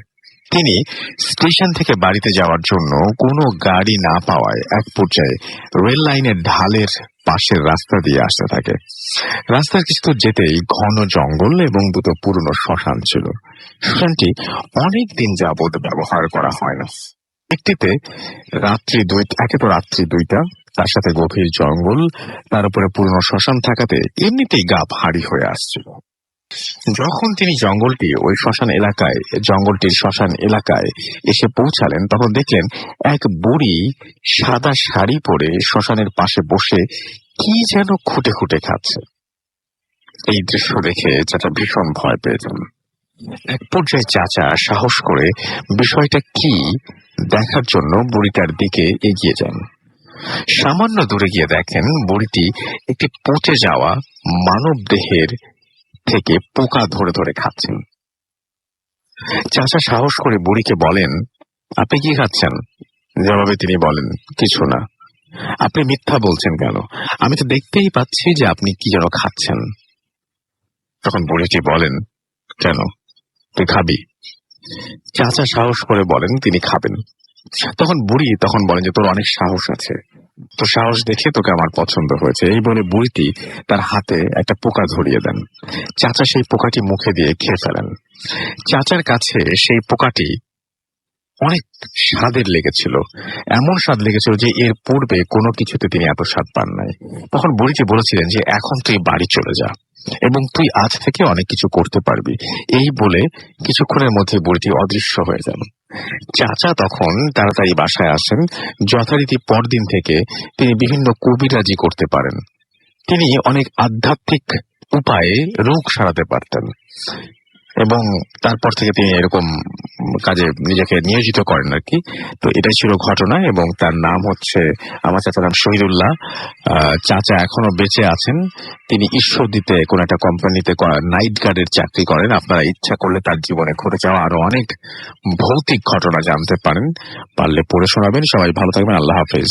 আমি শুধু একটা জিনিস বলবো যে আপনাদেরকে, আমি জানি না এই ঘটনা সত্য মিথ্যা, এটা উনি সবচেয়ে ভালো বলতে পারবেন, কিন্তু ঈশ্বরদীর যে এলাকার ঘটনা তিনি বলছেন ওই এলাকা নিয়ে আমি পার্সোনালি মাসুম ভাইয়ের কাছে শুনেছি যে যেই এলাকাটার কথা বলছেন ওই এলাকাটা বেশ ভয়ঙ্কর এলাকা এবং ওই এলাকায় যদি এরকম কোনো ঘটনা ঘটে থাকে আমি একেবারেই অবাক হব না। আচ্ছা, আপনাদের একটা মিল সাইড, যে সাইডটা আর কি ঈশ্বরদী, ওই সাইডে অনেক ঘটনা আছে। মানে আপনি গেলে যদি ওখানকার মানুষজন যারা আছে তাদেরকে জিজ্ঞেস করেন, মানে আনবিলিভেবল, মানে ঘটনার কোনো শেষ নাই এবং ওই এলাকাটাই আসলে এরকম। তো আমরা একটা গানের কথা আপনাদের মনে করিয়ে দিই এবং সেই গানটা আপনারা শুনলেই আপনাদের মনে পড়ে যাবে অনেক কিছু। আমরা ছোট্ট একটা অংশ শুনি একটা গানের, ছোট্ট একটা অংশ, খুব রিলেভেন্ট বলেই শুনছি এবং আশা করছি যে আপনারা গানের কথা শুনলেই অনেক কিছু আপনাদের মনে পড়ে যাবে।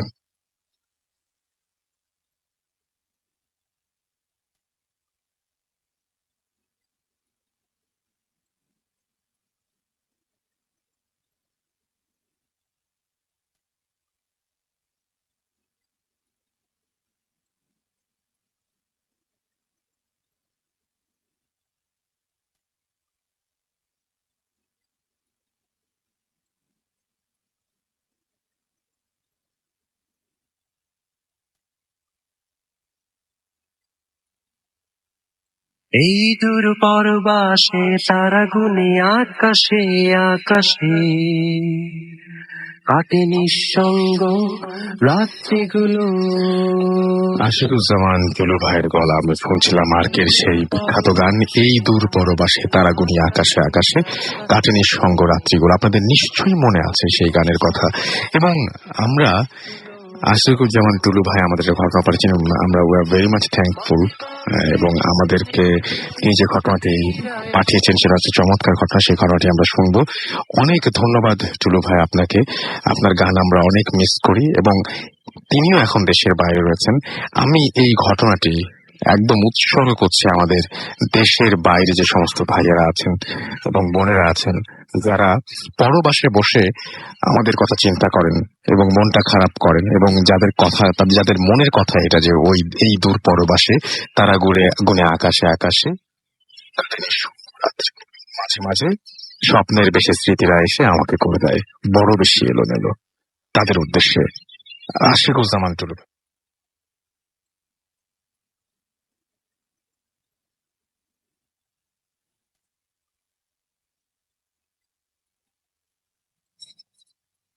আমি আশিকুজ্জামান টুলু, বর্তমানে বসবাস করি কানাডার টরন্টো শহরে। আমি একটা ঘটনা লিখেছি, ঘটনাটা আমি বলবো আজকে আপনাদের সামনে। ঘটনাটার নাম দিয়েছি বৃষ্টি ভেজা মিষ্টি বুড়ি। এটা অগস্ট 2017 লেখা। এটা একটা সত্য ঘটনা। তো আমার দেখা কয়েকটা ঘটনার মধ্যে এটা একটা, যেটা আমি খুব বিস্মিত হয়েছি এবং আশ্চর্য হয়েছি যে কিছু কিছু জিনিস থাকে যেগুলির বিবরণ দেওয়া যায় না এবং যেগুলি অনেকে বিশ্বাস করতেও একটু অসুবিধা হবে, ইভেন আমার নিজেরও বিশ্বাস করতে অসুবিধা হয়। কিন্তু অতি প্রাকৃত জিনিসে বিশ্বাসী নই, অর্থাৎ নিজেও কোনোদিন এমন কিছু দেখিনি যে বিরাট একটা শিঙালা 12 ফিট লম্বা লিকলিকে পা অথবা মূলার মতো দাঁত, এই জাতীয় জিনিস আমি কোনোদিন দেখি নেই এবং এগুলিতে আমি বিশ্বাসীও না।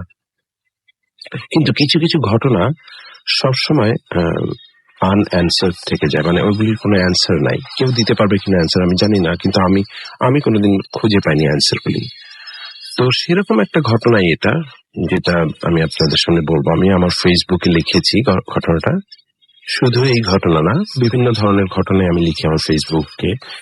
আমার একটা ফেসবুক অ্যাকাউন্ট আছে টুলুর গল্প নামে, এবং ইউটিউব চ্যানেলও আছে টুলুর গল্প এই নামে, আশিকুজ্জামান - টুলুর গল্প। আপনারা যদি ওখানে ভিজিট করেন দেখতে পাবেন অনেক ধরনের গল্পই লেখা আছে আমার। তো আমি আশা করবো আপনারা সবাই আসবেন আমার চ্যানেলটা এবং আমার ওই পেজটায়। সেরকমই একটা গল্প আজকে আমি বলতে যাচ্ছি আপনাদেরকে, বৃষ্টি ভেজা মিষ্টি বুড়ি। বেশ ক বছর আগের কথা, কানাডার গ্রেটার টরন্টো এরিয়াতে রিয়েল এস্টেট ব্যবসা কেবল শুরু করেছি। ভালো লাগছে নতুন প্রফেশনটা। ঘুরে ঘুরে ডোর নক করি কেউ যদি বাড়ি বিক্রি করতে চায় জানার জন্য। এভাবেই সেলার ক্লায়েন্ট জোগাড় করতে হয়। অনেক সময় পরিচিতরাও বাড়ি বিক্রি করতে চায়, কেউ কেউ বাড়ি কিনতে চায়, ওরা বায়ার ক্লায়েন্ট। ওদের নিয়ে বিভিন্ন বাড়ি ঘুরিয়ে দেখাই, যেটা পছন্দ হয় ওরা অফার করে। সেলার দাম পছন্দ হলে বিক্রি করে দেয় বাড়িটা। সেলার ছেড়ে চলে যায় 50 বছরের স্মৃতি জড়ানো বাড়িটা 60 দিনের মধ্যে অথবা 90 দিনের মধ্যে। অর্থাৎ যখন বাড়িটা বিক্রি হয়ে যায়, সেলার তার গত 50 বছরে যত ধরনের স্মৃতি ওই বাসাটা জড়িয়ে আছে সেগুলিকে রেখে চলে যায়। তো এটা আসলে খুব দুঃখজনক একটা ব্যাপার। আমার কাছেও খারাপ লাগে ভাবতে। যখন নিজেও বাড়ি বিক্রি করেছি নিজেরটা, তখন ওই 50 বছর না, হয়তো বা দেখা গেছে 5 বছর পুরনো বাসা, তারপরও অনেক স্মৃতি থেকে যায়। আর আমাদের বাংলাদেশে যেমন একটা বাড়ি আমার দাদা কিনছিলেন এবং তারপরে আমার বাবা থাকছিলেন এবং তারপর আমিও থাকছি বাসাতে, বিক্রির তো প্রশ্ন উঠে। কিন্তু এখন হয়তো বা আরবানাইজেশনের কারণে এবং এখনকার যে টোটাল সিচুয়েশনটা, এখনকার ব্যাপারটা ডিফারেন্ট। কারণ এখন যেমন অ্যাপার্টমেন্ট বিক্রি হয় কিছুদিন পর পর, তখনকার বিষয়টা ডিফারেন্ট ছিল। যাই হোক, পড়ি। আমার ভীষণ নেশা বাড়ি বাড়ি ঘুরে ওদের ছোট্ট ছোট জিনিসগুলোকে খেয়াল করা।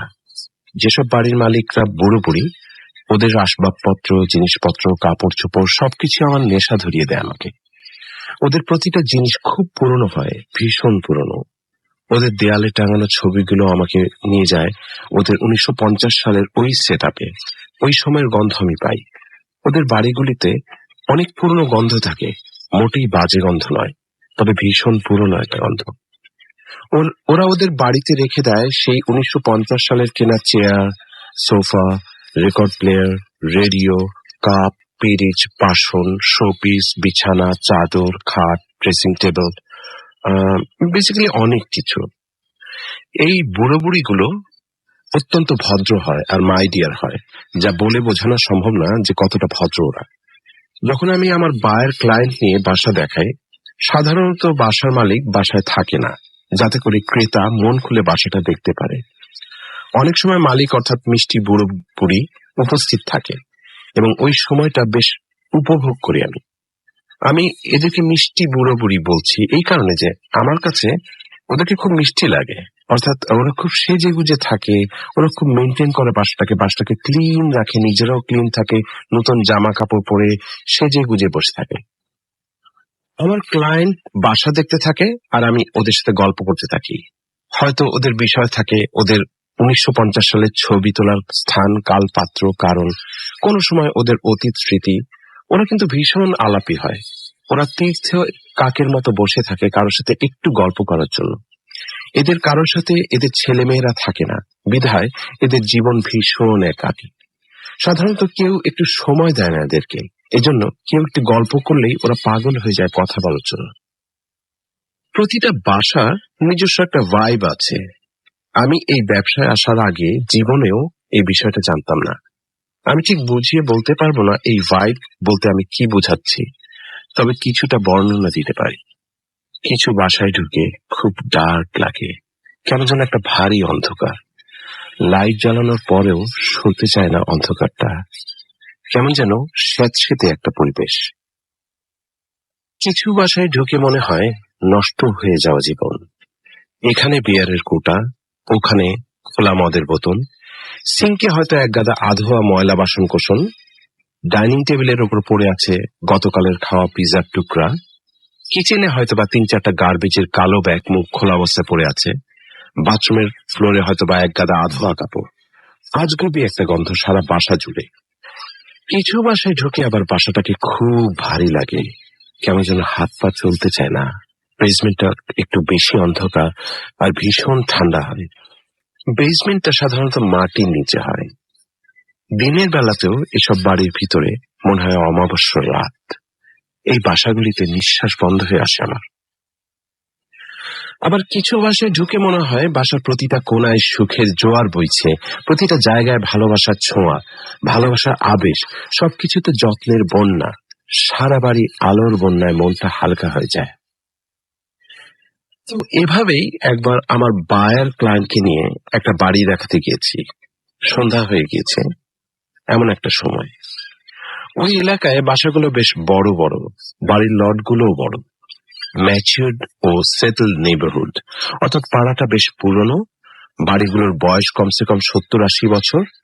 পাড়ার গাছগুলো অনেক বয়সী, অধিবাসীরাও বেশ পুরনো, যার কারণে প্রতিটি বাসায় বুড়ো বুড়ির বসবাস। ওরা বেবি বুমার্স, কোনো ভাড়াটিয়া নাই, সবাই মালিক, যে কারণে সুন্দর করে মেনটেন করা প্রত্যেকটা বাসার ফ্রন্ট ইয়ার্ড, ব্যাক ইয়ার্ড এবং বাসার ভেতর। এই ধরনের নেইবারহুডকে সেটেল নেইবারহুড বলা হয়ে থাকে। সন্ধ্যাটা আরো গাঢ় হয়ে এসেছে। হঠাৎ করে কাউকে কিছু না জানিয়ে ঝমঝম করে বৃষ্টি শুরু হয়ে গেল।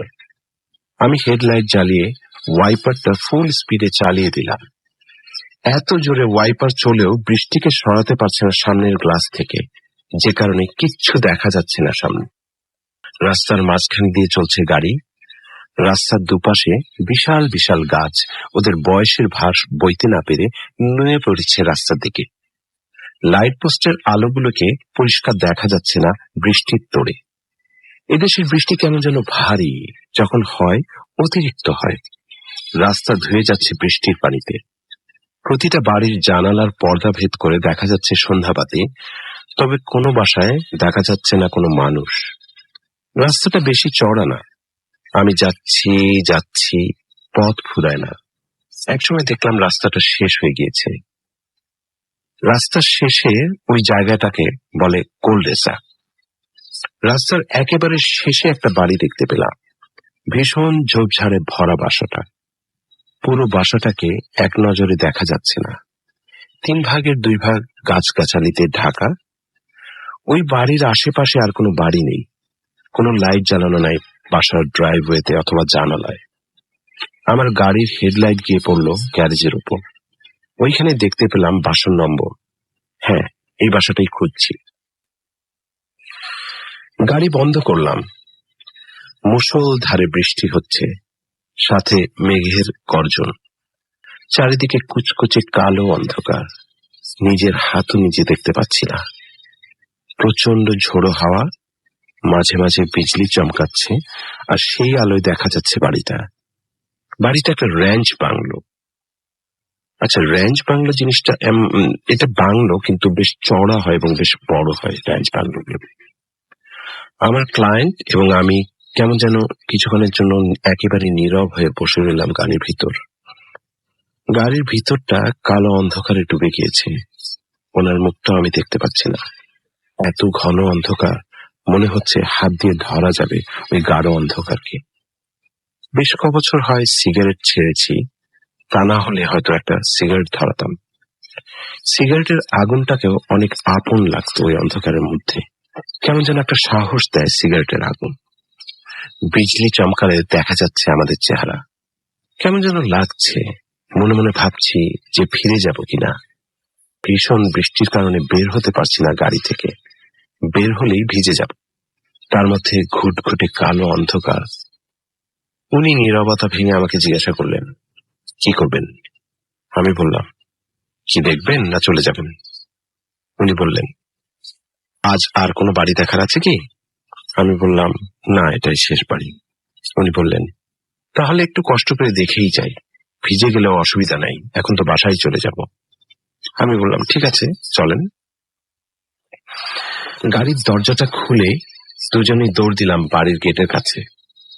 গেটের উপরে বিরাট একটা কার্নিশ থাকায় বৃষ্টি থেকে বেঁচে গেলাম দুজনেই। আমার ফোনে শোয়িং কনফার্মেশন থেকে লক বক্সের নাম্বারটা নিয়ে লক বক্সটা খুললাম। এই লক বক্স একটা ছোট্ট লোহার বাক্স, যেখানে ওই বাড়ির চাবিটা সংরক্ষিত থাকে এবং এটা লাগানো থাকে গেটের হুকের সাথে অথবা হ্যান্ডেলের সাথে।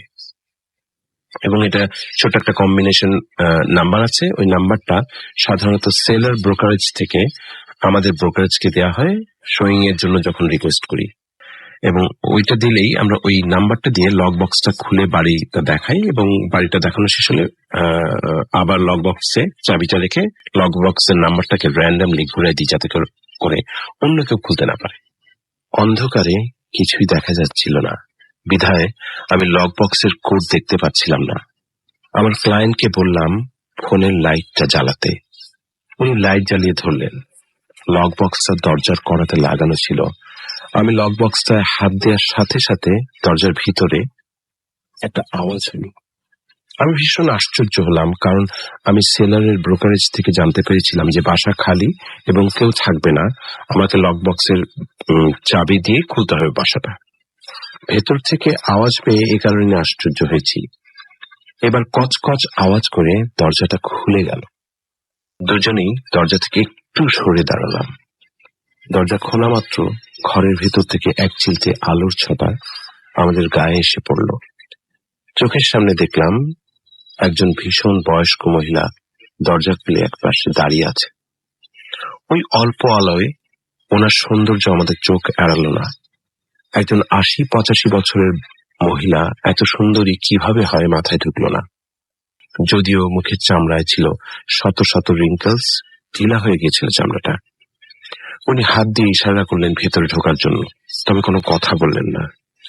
আমি যথারীতি আমার বিজনেস কার্ড এগিয়ে দিলাম ওনার দিকে। উনি কার্ডের দিকে খেয়াল করলেন না, আবার ভিতরে ঢুকতে ইশারা করলেন। আমরা ভিতরে ঢুকে গেলাম। ওই বুড়ি মহিলা ভিতর থেকে দরজাটা বন্ধ করে দিলেন। ড্রয়িং রুমটায় তেমন কোনো আসবাবপত্র নাই বললেই চলে।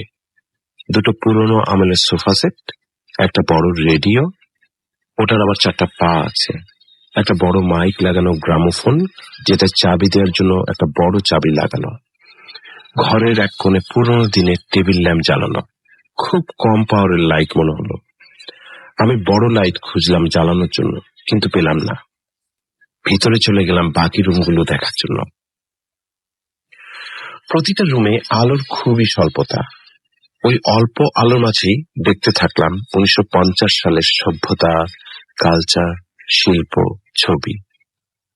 মাস্টার বেডরুমের পেছনের দেয়ালে একজন সুন্দরী যুবতীর ছবি। কেন যেন খুব মিল লাগলো দরজায় দেখা ওই মিষ্টি বুড়ির চেহারার সাথে, হয়তো যৌবনের ওই বুড়ি।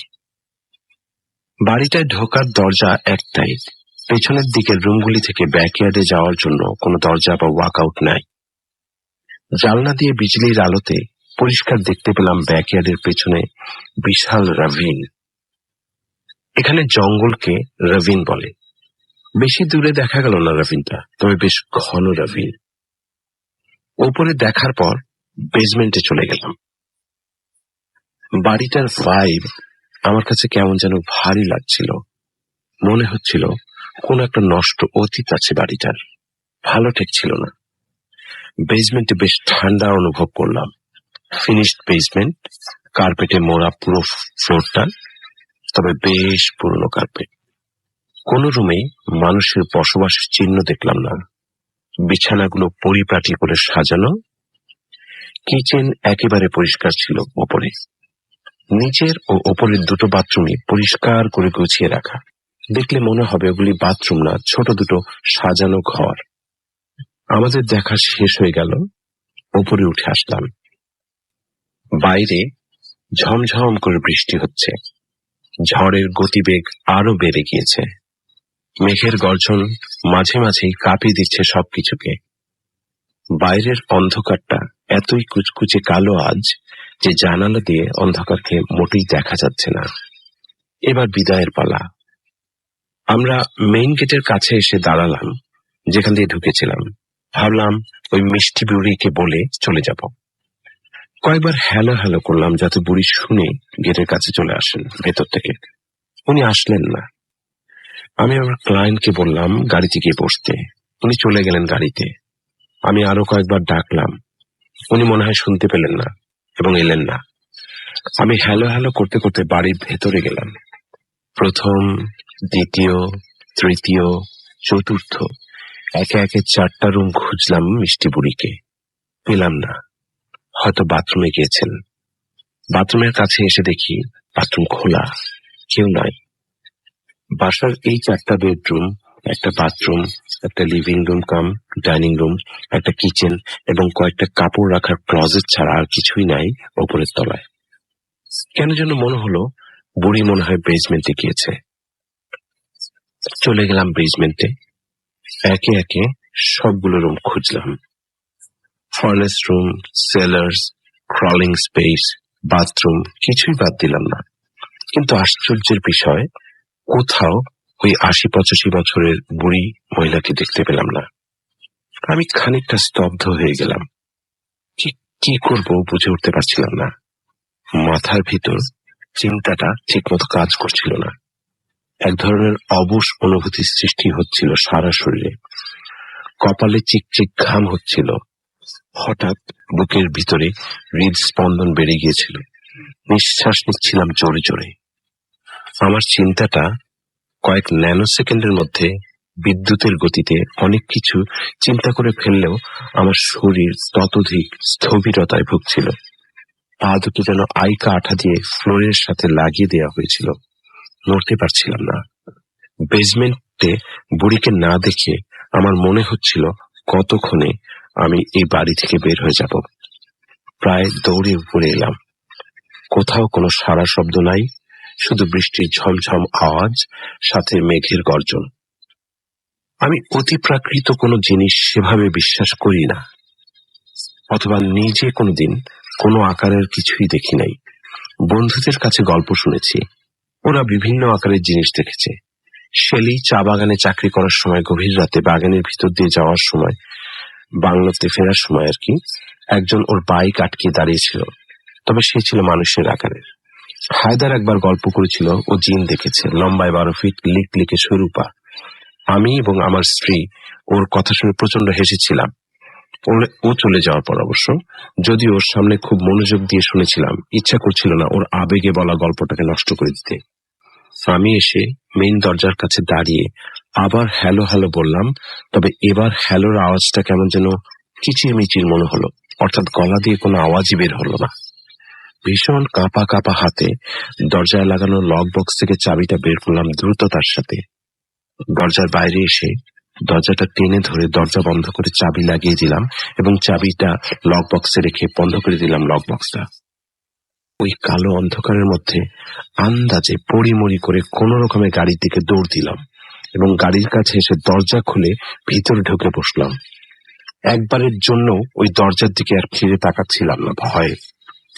সারা শরীর থরথর করে ইতিমধ্যে কাঁপতে শুরু করে দিয়েছে। চাবিটা কিছুতেই ইগনিশন কি হলে ঢুকাতে পারছিলাম না, খুঁজেই পাচ্ছি না কি হল। যখন পেলাম কি হলো, তড়িঘড়ি করে স্টার্ট দিতে গিয়ে দেখি স্টার্ট হচ্ছে না গাড়িটা। আমার কাঁপা আরো বেড়ে গিয়েছে। আমার ওই অবস্থা দেখে আমার ক্লায়েন্ট জিজ্ঞাসা করলেন আমাকে যে কি হয়েছে। পুরো ব্যাপারটা উনি মোটেই লক্ষ্য করেন নাই, বিধায় ওনার মধ্যে কোনো ধরনের পরিবর্তন বা ভয় পাওয়ার কোনো আলামতই দেখা যায় নাই। উনি একেবারেই নর্মাল। আমি ওনাকে কিছু বলতে পারলাম না। গলা ভীষণ কাঁপছে, থুতনিও কাঁপছে। গাড়িটা হঠাৎ স্টার্ট হয়ে গেল। ব্যাক গিয়ার দিয়ে চেপে ধরলাম এক্সেলেটরটা। প্রচন্ড জোরে গাড়ি ড্রাইভওয়ে থেকে বেরিয়ে কার্বের কাছে গাছের সাথে এসে বাড়ি খেল পেছনটা। আমরা প্রচন্ড ঝাঁকি খেলাম। বুঝলাম পেছনের বাম্পার ক্ষতিগ্রস্ত হয়ে গিয়েছে। আমার কোনো হুঁশ নাই। বের হয়ে ওই অন্ধকারের মধ্যে দেখার সাহসও নাই যে বাম্পারে কি হলো। গাড়িটা আবার একটু সামনে নিয়ে গাছটাকে কাটিয়ে হুশ করে বের করে টান দিলাম ভীষণ জোরে। আমার ক্লায়েন্ট আমার কার্যকলাপ দেখে ভীষণ আশ্চর্য হয়ে কয়েকবার জিজ্ঞাসা করলেন, কি হয়েছে আপনার? আমার গলা দিয়ে একটা আওয়াজও বের হচ্ছিল না। আমি কিছুই বলতে পারিনি। আমি আসলেও পারছিলাম না, গলা বন্ধ হয়ে আসছিল। প্রচন্ড জোরে গাড়ি চালাতে থাকলাম। চারিদিকে নিকষ কালো অন্ধকার আর বিরামহীন বৃষ্টির ঝমঝমানি আমার অনুভূতিকে একেবারে প্যারালাইজড করে দিয়েছিল। বারবার একটা কথাই মনে হচ্ছিল, ওই মিষ্টি চেহারার বুড়ি কোথায় উধাও হয়ে গেল। অত বৃষ্টির মধ্যে আমাদের বাড়ি দেখাতে দিয়ে ও কোথায় যাবে? ওই রকম বয়স্ক একজন মানুষ প্রচন্ড ঝড় বৃষ্টির মধ্যে বের কিভাবে হবে? অথবা বাসার কোন জায়গায় লুকাবে যে আমি খুঁজে পাবো না? কেনই বা লুকাবে? ওই বাড়িতে ঢোকার দরজাও তো একটাই ছিল। আমি কি তাহলে ভুল দেখেছি? কোনোভাবেই হিসাব মিলাতে পারছিলাম না। ওই বাড়িটা মার্কেটে প্রায় আরো 10 মাস ছিল, কিন্তু বিক্রি হয় নাই। বছর 2 পরে একবার যাওয়া পড়েছিল ওই দিকটায়। দেখেছিলাম বাড়িটা পরিত্যক্ত হয়ে পড়ে আছে। জানালাগুলো বড় বড় কাঠের টুকরো দিয়ে সিল করে দেওয়া হয়েছিল। কত বছর পর এই মাস 3 আগে আরেকবার যাওয়া হয়েছিল ওই পাড়াটায়। ওই বাসাটা নেই। ওখানে এখন বিরাট একটা নতুন অট্টালিকা হয়ে গিয়েছে। হয়তো আমি না লিখলে কেউ জানতেই পারতো না যে সেদিনের মিষ্টি বুড়ি এক নিমেষে শুধু আমার চোখে ফাঁকি দিয়ে মিলিয়ে গিয়েছিল আঁধারে।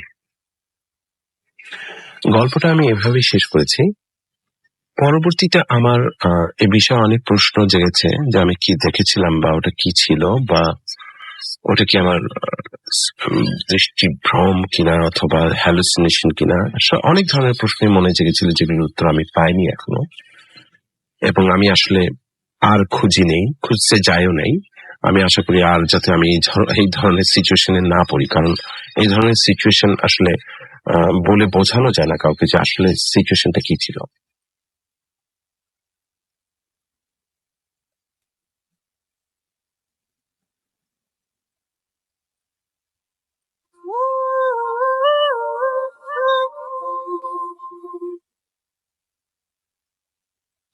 Yes, the night comes alive with farming fun. শুনছেন সবসময় রেডিও 48.2 FM। আমি রাস্তার আছি, সাথে আমার সাথে রয়েছে মাসুম ভাই এবং আজকের অতিথি। আপনাদের সবাইকে আরো একবার স্বাগত জানাচ্ছি ভূত FM। আমাদের পরবর্তী অতিথির কাছে যাবো। আপনার নামটা একটু বলবেন, তারপর আপনার ঘটনা শুনবো আমরা। আসসালামু আলাইকুম, আমি তানভীর আহমেদ রিফাত, কুমিল্লা থেকে এসেছি, ঢাকা মহাখালীতে থাকি। আমি আজকে যে ঘটনাটা আপনাদের সাথে শেয়ার করব, সেই ঘটনাটা আমি যে হসপিটাল চাকরি করতাম ওই হসপিটালের সুপারভাইজার থেকে শোনা। উনি যেভাবে বলেছে আমি সেভাবে বলছি। ওনার যে ঘটনাটা উনি যার থেকে কালেক্ট করেছেন, ওই ভদ্র মহিলা ওনার বোনের শাশুড়ি। এটা আরো মানে 95-96 দিকের ঘটনা। ওই মহিলার 3 মেয়ে 1 ছেলে ছিল।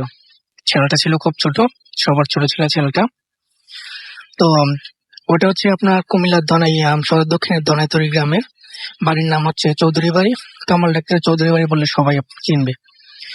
তো ওনার ছোট ছেলেটা ছোটবেলা থেকে একটু অন্যরকম ছিল।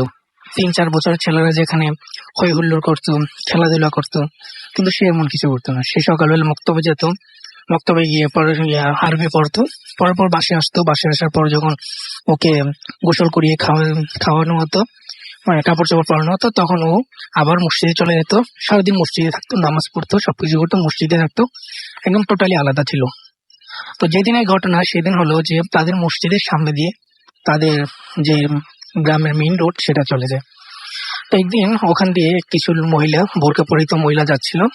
যাওয়ার সময় ওই ছেলেটা মসজিদ থেকে বের হয়ে ওই মহিলাদের পিছ যেতে থাকে। এই ঘটনাটা আমার মসজিদের মুয়াজ্জিন সাহেব দেখেন। তো মুয়াজ্জিন সাহেব চিন্তা করলেন হয়তো তার ফ্যামিলির কেউ হবে, যার কারণে সে হয়তো পেছনে পেছনে যাচ্ছে, সে হয়তো চিনতে পেরেছে। তো মুয়াজ্জিন সাহেব এটা কিছু মনে করলেন না। তো তারা যখন বিশ্ব রোডে চলে গেল, রাসেল ভাই, ধনাইতরি গ্রামটা হচ্ছে বিশ্ব রোডের ওপর দিকে, সেখানে কোনো রিক্সা গাড়ি বা ট্যাক্সি গুলো চলে না। সেখানে যেতে হলে আপনাকে লোকাল বাস ধরেই যেতে হবে, এক স্টপ থেকে অপর বাস স্টপেজে যেতে হলে। তো তারা গিয়ে স্টপেজে দাঁড়ালো, বাস আসলো, বাসে উঠলো। ওঠার পর বাচ্চাটা গিয়ে যখন দাঁড়িয়ে আছে, তখন বাস কন্ট্রাক্টর মনে করলো যে এই বাচ্চাটা হয়তো তাদের সাথে, তো সে কোলে করে বাচ্চাটাকে তুলে দিল। ওকে বাসে তুলে দিল। বাস গিয়ে আবার চৌরে বাস স্ট্যান্ডে থামলো। থামার পরে ওই মহিলাগুলো নামার পরে যখন বাচ্চাটা এসে আপনার দরজার কাছে দাঁড়ালো, কন্ট্রাক্টর আবার নামিয়ে দিয়েছে। কিন্তু ততক্ষণে মহিলাগুলো রাস্তা পার হয়ে রাস্তা ক্রস করে ওপর পারে চলে যায়। তো বাচ্চাটা যাওয়ার সময় যখন মাঝামাঝি যায়, তখন একটা গাড়িতে অ্যাক্সিডেন্ট করে স্পট ডেড মারা যায়। তো বিভৎসভাবেই মারা যায়। তো যাক, আশেপাশে যারা দোকানিরা ছিলেন বা আশেপাশে যে সকল লোকগুলো ছিলেন সেগুলা তার ডেড বডিটাকে ওই রাস্তা থেকে নিয়ে কোনো রকম কাপড় মুড়ি দিয়ে পাশে রেখে দেয়। রেখে দিয়ে তারা একটা মাইকিং এর ব্যবস্থা করে। তো তারা চিন্তা করলো হয়তো তাদের গ্রামের বা পাশের গ্রামের হবে, তো তারা মাইকিং শুরু করে দিল। এই ফাঁকে রাসেল ভাই সন্ধ্যার দিকে, হয়তো সন্ধ্যা হয়ে গেছে ততক্ষণে সন্ধ্যার দিকে ওই ছেলের বাড়ি থেকে ওই ছেলে গ্রামের মধ্যে মাইকিং করা শুরু হয়ে গেছে, এমন এমন একটা ছেলে এমন কাপড় পরিহিত হারিয়ে গেছে। তো ওই চোয়ারা বাস স্টপ থেকে আবার যখন একটা লোক রিপ্লে করে দোনাইতরিতে আসার পর সে যখন মাইকিং শুনে, তখন সে তাদেরকে বলে যে এমন এমন একটা বাচ্চার কিছুক্ষণ আগে অ্যাক্সিডেন্ট করেছে, তার ডেড বডিটা রাস্তার কিনারে আছে, আপনারা গিয়ে দেখে যদি আপনার বাচ্চা হয় আইডেন্টিফাই করে নিয়ে আসতে পারে। ওকে ফাইন, তারা গেল, গিয়ে দেখলো যে তাদের বাচ্চাই। তো তারা ডেড বডিটাকে নিয়ে আসলো, নিয়ে এসে যতটুকুই পেরেছে গোসল করিয়ে কাফন পরিয়ে জানাজা দিয়ে কবর দিয়েছে। কিন্তু রাসেল ভাই ওই বাচ্চার যে মা, উনি খুবই মর্মাহত হন, উনি খুবই মনে ব্যথা পান, যার কারণে উনি বাচ্চা মারা যাওয়ার 2-3 মাস পরে উনি অনেক কান্নাকাটি করেন, নামাজের মধ্যেও কান্নাকাটি করেন, উনি খাওয়া দাওয়া টোটালি ছেড়ে দিয়েছেন, উনি দিনে দিনে দুর্বল হয়ে যাচ্ছেন, অসুস্থ হয়ে যাচ্ছেন। তো এমনই এক সময় হঠাৎ করে একদিন ওই মসজিদের এক মুয়াজ্জিন উনি মসজিদে আজান দিতে আসেন। উনি মসজিদে আজান দিয়ে যখন বের হবেন, উনি দেখলেন যে মসজিদের গেট ধরে ওই সেম ছেলেটা, যে ছেলেটা কয়েক মাস পূর্বে অ্যাক্সিডেন্ট করে মারা গেছে হাইওয়েতে, ওই ছেলেটাই আপনার বস্ত্র নাই, হাতে পায়ে ময়লা, সে ওই মসজিদের গেট ধরে দাঁড়িয়ে আছে। হুজুর অনেকক্ষণ ধরে অবজার্ভ করার পর উনি একবারে 100% শিওর হলেন যে ওই ছেলেটি। উনি যখন এরই মধ্যে আজান দেওয়া শেষ, জোহর আজান দেওয়া শেষ, মুসল্লিরা এসেছে, পুকুরে উজু করে উপরে উঠে তো ওই ছেলেকে দেখে সবাই টেনশন যে এই ছেলে কোথা থেকে আসবে, কিছুদিন আগে কয়েক মাস আগে মারা গেছে। তো এই ভাগে একজন মুসল্লি যিনি নামাজ পড়তে এসে উনি আবার দৌড়ে ওই বাচ্চার বাড়িতে চলে যেতে থাকি। এর মধ্যে রাস্তা যাকে পায় তাকে সে এই ঘটনাটা বলে। আচ্ছা, তিনি ওই বাড়িতে গিয়ে খবর দেন এবং তিনি আবার গঞ্জে যান, হাটে গিয়ে ওই কামাল ডাক্তারের চেম্বারে গিয়ে, ওনার একটা চেম্বার ছিল হাটে, ওই কামাল ডাক্তারের চেম্বারে গিয়ে খবর দেন যে আপনার ছেলে এভাবে ও ফিরে আসছে, ওকে দেখতে আসবে। উনি কথাটা শুনে তত একটা পাত্তা দেন না বা বিশ্বাস করেন, কিন্তু ওই যে বাচ্চার মা উনি চলে এসেছেন। উনি এসে দেখেন যে ততক্ষণে মসজিদের চারদিকে গ্রামের অর্ধেক মানুষ চলে এসেছে। সবার মনের ভেতরে একটা আতঙ্ক, সবার চেহারা একটা আতঙ্ক, কেউ বাচ্চাটাকে ছোঁয় না বা কাছে যায় না, সবাই দূর থেকে করে সার্কেল করে দিচ্ছে। তো বাচ্চার মা যাওয়ার পরও বাচ্চাটাকে প্রথমে স্পর্শ করে নেয় বা ওর কাছে জানায়। তিনিও প্রথম দূর থেকে দেখছেন যে কি। তো উনি অনেকক্ষণ দেখার পরে, কতক্ষণ তার স্বামী চলে এসেছে, উনি অনেকক্ষণ দেখার পরে উনি একবারে শিওর হলেন, 100% শিওর হলেন যে এটা তার বাচ্চা। উনি আর কাউকে কোনো কিছু না বলে বাচ্চাটাকে তুলে নিয়ে উনি বাসার দিকে রওনা হলেন। তো গ্রামের যে সকল লোকজন ছিল তারাও ওনার পিছনে ওনাদের বাসায় চলে আসে। তো বাসায় আসার পর উনি ছাড়া ওনার ছেলেকে আর কেউ স্পর্শ করে না বা ওনাকে ধরে না, কোলেও নেয় না। ওনার মেয়েরা ছিল বা ওনার স্বামী ছিল, ওনারা বলছে যে মারা গেছে সে কিভাবে আসতে পারে, এটা তো পসিবল না, আর এটা কে, এটা কোথা থেকে আসলো, মানে তাদের ভিতরে নানা রকম প্রশ্ন। উনি আর এত দিকে কান দিলেন না দিয়ে ওই আগের মতো করে তিনি ছেলেটাকে গোসল করিয়ে খাবার দাবার খাইয়ে একবারে, মানে উনিও খেলেন। উনি ওদিন খুবই হ্যাপি ছিলেন যে ওনার ছেলে ফিরে এসেছে, যেভাবে আসুক ওটা উনি করতে পারলেন না, যে ফিরে এসেছে ওটা হলো বড় কথা। তো খাইয়ে দাওয়িয়ে যখন উনি ওই বাচ্চাটাকে নিয়ে শুইতে গেলেন, তো তখন আসরের নামাজের রক্ত হয়ে গেছে। আসর রক্ত হয় আপনার আজান দিবে এই সময় বাচ্চাটা খাট থেকে নেমে চলে যেতে চাচ্ছে। ওর মা অনেকভাবে আটকানোর চেষ্টা করেছে। তো পরবর্তীতে ওনার বোনেরাও সাহস পেল যে মা যেহেতু অনেকক্ষণ কোলে নিয়েছে, কোনো ক্ষতি হয়নি, নিশ্চয়ই আমাদের হবে না। তো ওই ছোট বাচ্চার বোনগুলো আসলো, এসে কোলে নিল, ওর বাবা কোলে নিল, কিন্তু কারো কোলে সে থাকবে না, সে বাসাতে টোটালি থাকবে না, তাকে ছেড়ে দিতে হবে। তো ওই কামাল সাহেব, বাচ্চার বাবা, উনি বললেন আচ্ছা ঠিক আছে, ওকে ছেড়ে দাও, দেখো কি করে। ওনারা হয়তো চিন্তা করলেন যে সবসময় নেই, হয়তো ওই মসজিদে চলে যাবে, নামাজ পড়বে, কিন্তু না, সে গ্রামের ওর বাসা থেকে বের হলো, হয়ে ওই মসজিদে দিয়ে গেল, কিন্তু যাওয়ার পরে মসজিদের রোড ধরে হাইওয়ের দিকে চলে গেল। ততক্ষণে কিন্তু আবার রাসেল ভাই লোকজন জড়ো হয়ে গেছে। তো সবাই দেখলো যে বিশ্ব রোডে যাওয়ার পর, হাইওয়েতে যাওয়ার পরে কেউ গাড়ির জন্য ক্রস করে ওপার যেতে পারছে না, বাট বাচ্চা ছেলেটা টপাটপ ফেটে চলে গেল। ওপার একটা গার্লস কলেজ ছিল, তো যারা যারা রাস্তা পার হয়ে ওখানে যেতে পেরেছে তারা দেখেছে যে কলেজের পাশে একটা মসজিদ ছিল, মসজিদের পেছনে একটা কবরস্থান ছিল। যখন সে কলেজ অতিক্রম করে মসজিদের দিকে যায়, মসজিদ দিকে যাওয়ার পরে সে যখন কবরস্থানের দিকে যায় ততক্ষণ আসর নামাজ শুরু হয়ে যায় এবং বাচ্চাটা টোটালি বেনিশ হয়ে যায়, উধাও হয়ে যায় সবার সামনে থেকে। সবাই একদম চোখের সামনে থেকে। একদম চোখের সামনে। এবং তারা কবরস্থান, কলেজ, মসজিদ টোটালি সব জায়গায় খোঁজাখুঁজি করে, প্রায় কোথাও পায় নাই। আচ্ছা, ঘটনাটা কোথায় ঘটেছে আর একবার সবাইকে বলে দেন। কুমিল্লা সদর দক্ষিণের ধনাইতরি গ্রামে। সুতরাং ওখানে যদি কেউ খোঁজ খবর নেন তাহলে অবশ্যই যেটা জানতে পারবেন। ওর মা এবং বাবা এখনো জীবিত, বাবা মারা গেছে, মা এখনো জীবিত আছে। উনি আমাদের হসপিটালে আসতেন চিকিৎসা নিতেন। সুতরাং কেউ যদি জানতে চান তাহলে তারা সেই ঘটনাটা ওখান থেকে পাবেন। অনেক ধন্যবাদ আপনাকে। এই তো ঘটনা ছিল, তাই না? Thank you so much. And আপনারা যদি কেউ আসলে ইনভেস্টিগেট করতে চান, আমরা চাই আপনারা করেন, কারণ অনেকেই অনেক রকমের কথা হয়তো মনে হয়, কোনো ঘটনা শুনে অনেক রকমের কথা মনে হয়। তো নিজেরা যদি ওইরকম আগ্রহ থাকে, এটা এরকম না যে আপনাকে কষ্ট করে ওখানে যে খোঁজ নিতে হবে। থাকে না যে ওইখানকার কোনো মানুষকে হয়তো আপনি চেনেন বা কেউ হয়তো ওখানকার কোনো কারোর সাথে হয়তো আপনার পরিচয় আছে, আপনি যে খোঁজ নিতে পারেন। ঘটনাটা একটু অদ্ভুত, তাই না? কি মনে হয় আপনার? আমার তো মনে হয় যে বেশ অদ্ভুত। আর আমরা পরবর্তী ঘটনায় যাব এখন, এবং পরবর্তী একটা খুব ছোট ঘটনা, এই ঘটনাটা শুনে আসবো আমরা আমাদের আবারও প্রথম অতিথির কাছে, যার ঘটনাটা আপনাদের বেশ ভালো লেগেছিল বলে আপনারা বলেছেন। আমরা একটা ছোট্ট ঘটনা তার কাছ থেকে শুনবো। এই ঘটনাটি ঘটেছে মালয়েশিয়ায়। জি, নমস্কার, ভাবনা আবার ফিরে আসছি আপনাদের মাঝে। আমি যে ঘটনাটা এবার বলবো সেটা খুব বেশি সময় নেব না, অল্প সময়ের মধ্যে। এটা হচ্ছে আমার এক চাচা শ্বশুর আমার সাথে শেয়ার করছে গল্পটা।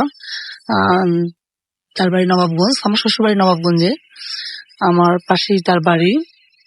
তার নাম হচ্ছে রণজিৎ ঘোষ আর কি। চাচা শ্বশুর হলো সে ইয়াং আর কি, অত বৃদ্ধ না, 35 বয়স হবেন ওনার এরকম, আমার সমবয়সী প্রায়। তো উনি দীর্ঘদিন মালয়েশিয়া ছিলেন, ওখানে কাজ করছেন। উনি যখন বাংলাদেশে আসেন তখন আমাকে বলে এই ঘটনাটা আর কি, যে আমি যখন ওখানে কাজ করি, উনি ছিলেন একটা কনস্ট্রাকশনে কাজ করতেন আর কি। তো মালয়েশিয়া থেকে উনি গ্রামে এক সময় গ্রামে দিকে কাজে যায়। গ্রামে বলতে রাস্তার কাজ করার জন্য, রাস্তা সংস্কার করার জন্য। তো উনি 20 জনের দায়িত্বে ছিলেন আর কি। 20 জন শ্রমিক ওনার আন্ডারে কাজ করতো, উনি ওনার দেখাশোনা করতো আর কি 20 জন শ্রমিকের। তো যখন ওইখানে যায় কাজ করতেছে, একসময় ওনার বাথরুম পেয়ে যায় আর কি। বাথরুম পেয়ে যায়, তো ওখানে তো কারো বাড়িতে যেতে দেয় না, বিদেশের ব্যাপার, ওভাবে অ্যালাউ নাই। তো উনি চিন্তা করে যে আমি কোথায় যেতে পারি। তখন রাস্তা থেকে নিচের দিকে যায়, যে কোনো জায়গা, খালি জায়গা বা কোনো ঝোপঝাড় যদি থাকে সেখানে বাথরুমটা উনি সেরে নেবেন। তো অলরেডি একটু দূর যাওয়ার পরে উনি একটা পরিত্যক্ত বাড়ি দেখতে পান, যে একটা পরিত্যক্ত বাড়ি আছে এখানে। সেটার ভিতরে ঢুকে দেখি বাথরুম পাওয়া যায় কিনা। তো ঢোকার পর অলরেডি দেখে যে বাড়িটা অত পুরনো না, 20-30 বছর হতে পারে বাড়িটা তৈরি, এরকম একটা পুরনো বাড়ি, কিন্তু বাড়িটা পরিত্যক্ত, লোকজন থাকে না, আশেপাশে জঙ্গল হয়ে গেছে, নির্জন প্রায় জায়গা, আশেপাশে পুরা, অত লোকালয় নেই। একটু লাগছে ওর কাছে, যে একটু আশ্চর্যই লাগছে যে এত সুন্দর বাড়িটা পরিত্যক্ত কেন। যাই হোক, ও ভিতরে ঢুকলো, বাথরুম করলো। বাথরুম যখন করা শেষ হলো তখন ঘটনাটা ঘটলো এরকম, যে হঠাৎ করে ফ্লাশ হয়ে গেল। বলা নাই করে কোত্থেকে জল চলে আসলো, কোত্থেকে ওনার হাত পা ধুয়ে দিতেছে। মানে উনি এটা দেখে হতভম্ব হয়ে গেছে ভয়ে। এমনি বাড়িটা ভুতুরে, তার মধ্যে এটা কি ঘটলো যে আমি বাথরুম শেষ করার সাথে সাথে অলরেডি ফ্লাশ হয়ে গেল, অলরেডি আমার হাত পা ধুয়ে দিচ্ছে, কোনো লোকজন দেখতে পাচ্ছে না, জাস্ট জলগুলো ফ্লাশ হচ্ছে আর কি এরকম। পরে উনি ভয়ে হতভম্ব হয়ে কি করবে দিশা করতে পারতেছিল না। উনি এক দৌড়ে চলে গেল বাড়ির বের হয়ে, তারপরে তার কাজের স্থানে চলে গেল সেই রাস্তায়। তো যাওয়ার পরে তো উনি মুড অফ, ওই চিন্তাটাই তার মনের মধ্যে আছে, ওইভাবেই আছে। অন্যান্য শ্রমিকরা বলতেছে যে স্যার কি হয়েছে আপনার, কোনো প্রবলেম? তো উনি বললো যে না না ঠিক আছে, আমি কোনো সমস্যা নেই। তো উনি ব্যাপারটা বলতে চাচ্ছে না এই কারণে যে স্যার যদি বলে, যে বলতে পারে স্যারের মাথা খারাপ হয়ে গেছে, স্যার কি বলতেছে, এরকম ঘটনা ঘটতে পারে নাকি। তখন উনি চিন্তা করছে আমি একটা শিক্ষিত মানুষ হয়ে যদি ওদেরকে এই কথা বলি তাহলে ওরা হয়তো কেউ বিশ্বাস করবে না, উল্টা আমাকে পাগল বলতে পারে। এটা চিন্তা করে উনি বলতেছেন না, আবার নিজের মধ্যে রাখতেও পারতেছে না বিষয়টা, জি। ঘুমের মধ্যে আছে আর কি। তো সেই দিন গেল, অলরেডি তারপর দিন আবার সেই জায়গায় সবাই কাজে আসলো, সবাই কাজ করতেছেন। এর মধ্যে এক শ্রমিক এসে তাকে বললো যে স্যার আমার বাথরুম পাইছে, আমি কোথায় যাব? তখন ওর মাথায় বুদ্ধিটা আসলো যে আমি সেই জায়গাটায় গেছি, পুকুর সেই জায়গাটা পাঠাই দিই, দেখি ওর সাথে কি ঘটে প্রুভ করার জন্য। পরে কি করলো, ওকে সেই জায়গাটা পাঠাই দিল যে এভাবে যাও, ওখানে গিয়ে দেখবা যে একটা পরিত্যক্ত বাড়ি আছে, সেই বাড়িতে তুমি বাথরুমটা করে আসো। ওই ছেলেটা গেল অলরেডি ওইভাবে, যাওয়ার পরে একদম সেম ঘটনাটা ওর সাথেও ঘটে। এবং সে খুব ভয় পেয়ে পালিয়ে হ্যাঁ, আসে। ভয় পেয়ে সে তো চিৎকার চেঁচামেচি করে একদম দৌড়ে চলে আসে সেই রোডে, এসে সে সেন্সলেস। তারপর তাকে পানি টানি ঢালা হয়, ঢালার পরে সে ঘটনাটা বলে যে আমার সাথে এটা ঘটছে।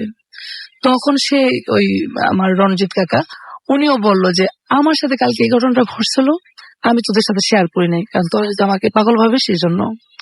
তখন এই পানি টানি ঢালা দেখে আশেপাশের লোকজন সবাই চলে আসে।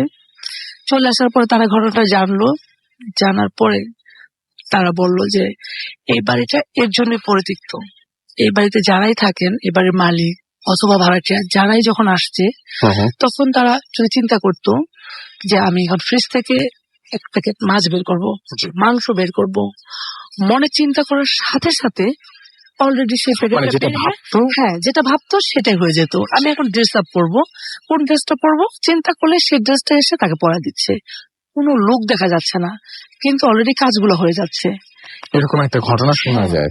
শোনা যায়। এর জন্য এই বাড়িটা কেউ থাকে না আর কি, সবাই ত্যাগ করে চলে যায় আর কি। তার মানে বলা হয়ে থাকে যে ওখানে কোনো একটা স্পিরিট বা কিছু একটা আছে যে কিনা হেল্প করতে চায়, এরকম কিছু একটা।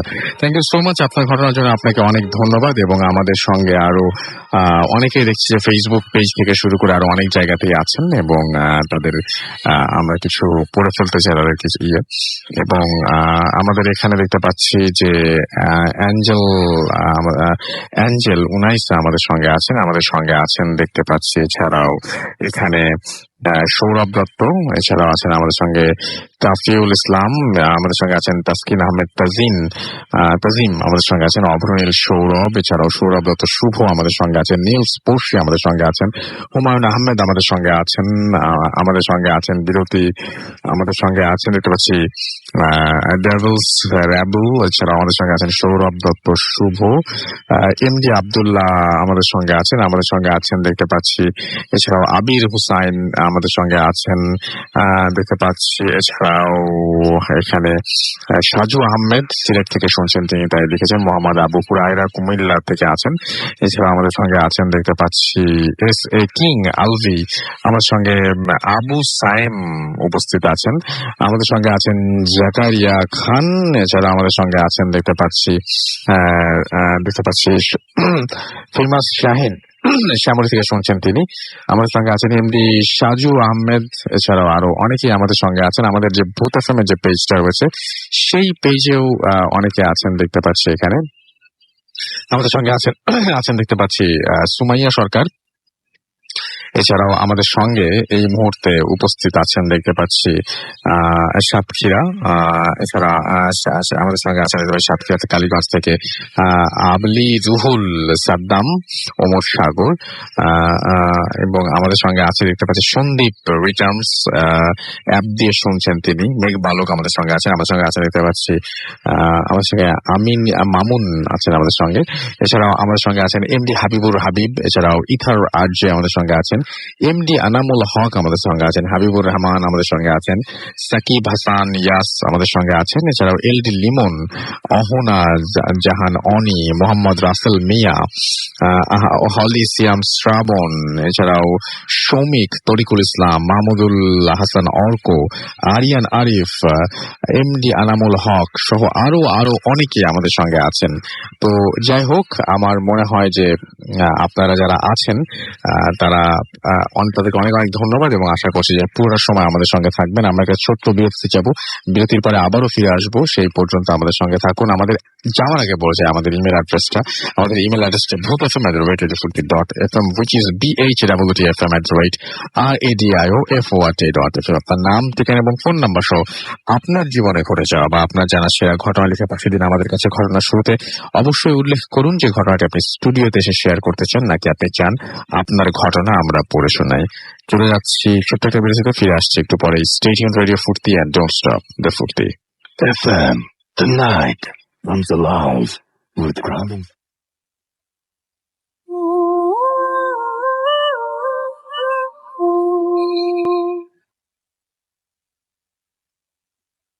শুনছেন সবসময় রেডিও ফুর্তি FM। আমি রাসেল আছি সাথে, আমার সাথে রয়েছে মাসুম ভাই এবং আছে অতিথিরা। আপনাদের সবাইকে আরো একবার স্বাগত জানাচ্ছি আমি ভূত FM এবং আশা করছি আপনারা সবাই এতক্ষণ পর্যন্ত ভালোই আছেন এবং সবসময় ভালোর দলেই আছেন। তো আমরা চলে যাব আমাদের শেষ ঘটনায়। ছোট্ট একটা ঘটনা রয়েছে এবং সেই ঘটনাটি আমরা শুনে আসবো আমাদের অতিথির কাছ থেকে। আপনার নামটা প্লিজ একটু বলবেন, তারপর আপনি কোথা থেকে এসেছেন প্লিজ একটু বলবেন, তারপরে আপনার ঘটনা শুনবো আমরা। জি, আমি আসিফ আল হাসান, আমি পল্টন থেকে এসেছি, আর আমার হোম ডিস্ট্রিক্ট হচ্ছে মানিকগঞ্জ। জি, তো আমি সরাসরি আমার ঘটনায় please. চলে যাচ্ছি। ঘটনাটি আমার বড় ভাই আতিকুর রহমান রাজুর কাছ থেকে শোনা। তো প্রথমে আমি আমার গ্রামের বাড়ির বিবরণটা দিয়ে নেই। গ্রামের যে বাড়িটি, সেই বাড়িটির সামনে দিয়ে একটি রাস্তা চলে গেছে। সেই রাস্তা যে শেষ প্রান্ত, সেই শেষ প্রান্তে একটি কবরস্থান রয়েছে আর কি। তো সেই বাড়ির পিছনে রয়েছে একটি কাঠবাগান। তো সেই কাঠবাগানের পিছনে রয়েছে একটি নদী। তো সেই নদীতে প্রায় প্রতিদিন গভীর রাতে, প্রায় রাত 3টা বা 2টার সময় ওই গ্রামের একটি লোক মাছ ধরতো।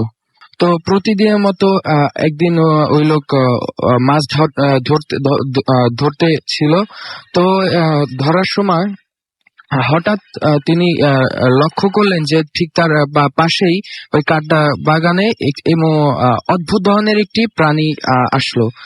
সে প্রথমে ভালোভাবে খেয়াল করলো না, কিন্তু দেখলো যে প্রাণীটি যখন বাগানে পৌঁছালো তখন এক ধরনের হাওয়া বয়ে যেতে লাগলো, প্রচন্ড হাওয়া আর কি। এবং তারপর সেখানে অটোমেটিক্যালি এক ধরনের আলো চলে আসলো ওই স্থানটিতে। তো এরপর যে গাছগুলো ছিল সেগুলোর মাথা একদম মাটির সাথে মিশে যেতে লাগলো। তো এটি দেখে সে প্রথমে ভয় না পেলেও অবাক হয়ে গিয়েছিল। তো দেন তিনি করলো কি, ওই প্রাণীটি হচ্ছে ওই কবরস্থানের দিকে ফিরে যেতে লাগলো আর কি। তো এটি দেখে ওই লোকটি ওই প্রাণীটিকে ফলো করতে লাগলো। তো ফলো করতে করতে দেখলো যে ওই প্রাণীটি আপনার কবরস্থানের ভিতরে ঢুকে গেল। তো ঢুকে যাওয়ার পর সে প্রথমে সাহস না পেলেও পরে অনেক কষ্টে সে সাহস সঞ্চার করে ওই কবরস্থানের সামনে গিয়ে সব ঘটনাটি দেখলো এবং দেখলো যে ওই প্রাণীটি ঠিক একটি কবরের পাশে দাঁড়িয়ে তার দিকে ঘুরলো। যখন প্রাণীটি ঘুরলো তখন সে দেখলো যে ওই প্রাণীটির মুখ ঠিক একটি কুকুরের মুখ হচ্ছে একটি মহিলার মতো এবং বাকি অংশ হচ্ছে একটি কুকুরের মতো। তো এটি দেখার পর লোকটি প্রায় সেন্সলেস হয়ে যায় এবং ওইখানে পড়ে যায়। তো তারপরের দিন ওই এলাকার লোকজন তাকে নিয়ে যায়, সেন্স ফিরিয়ে তাকে চিকিৎসা করে। তো চিকিৎসা করার পর সে সুস্থ হয়ে যায় এবং বুঝতে পেরেছি। Thank you so much. আপনি একটু মনে হয় নার্ভাস হয়ে গেছেন এখানে এসে। থ্যাংক ইউ সো মাচ, আপনার ঘটনা আমরা বুঝতে পেরেছি অ্যান্ড আপনাকে অনেক ধন্যবাদ আপনার ঘটনার জন্য। আমরা দেখতে পাচ্ছি যে আমাদের এখানে আরো অনেকেই আমাদের এখানে লিখছেন, আমাদের এখানে আছেন দেখতে পাচ্ছি স্বপন মোল্লা, এছাড়াও আমাদের সঙ্গে আছেন দেখতে পাচ্ছি আরো অনেকেই এখানে। বাট আমাদের এখানে আচ্ছা, আমাদের যে পেজটা রয়েছে সেই পেজে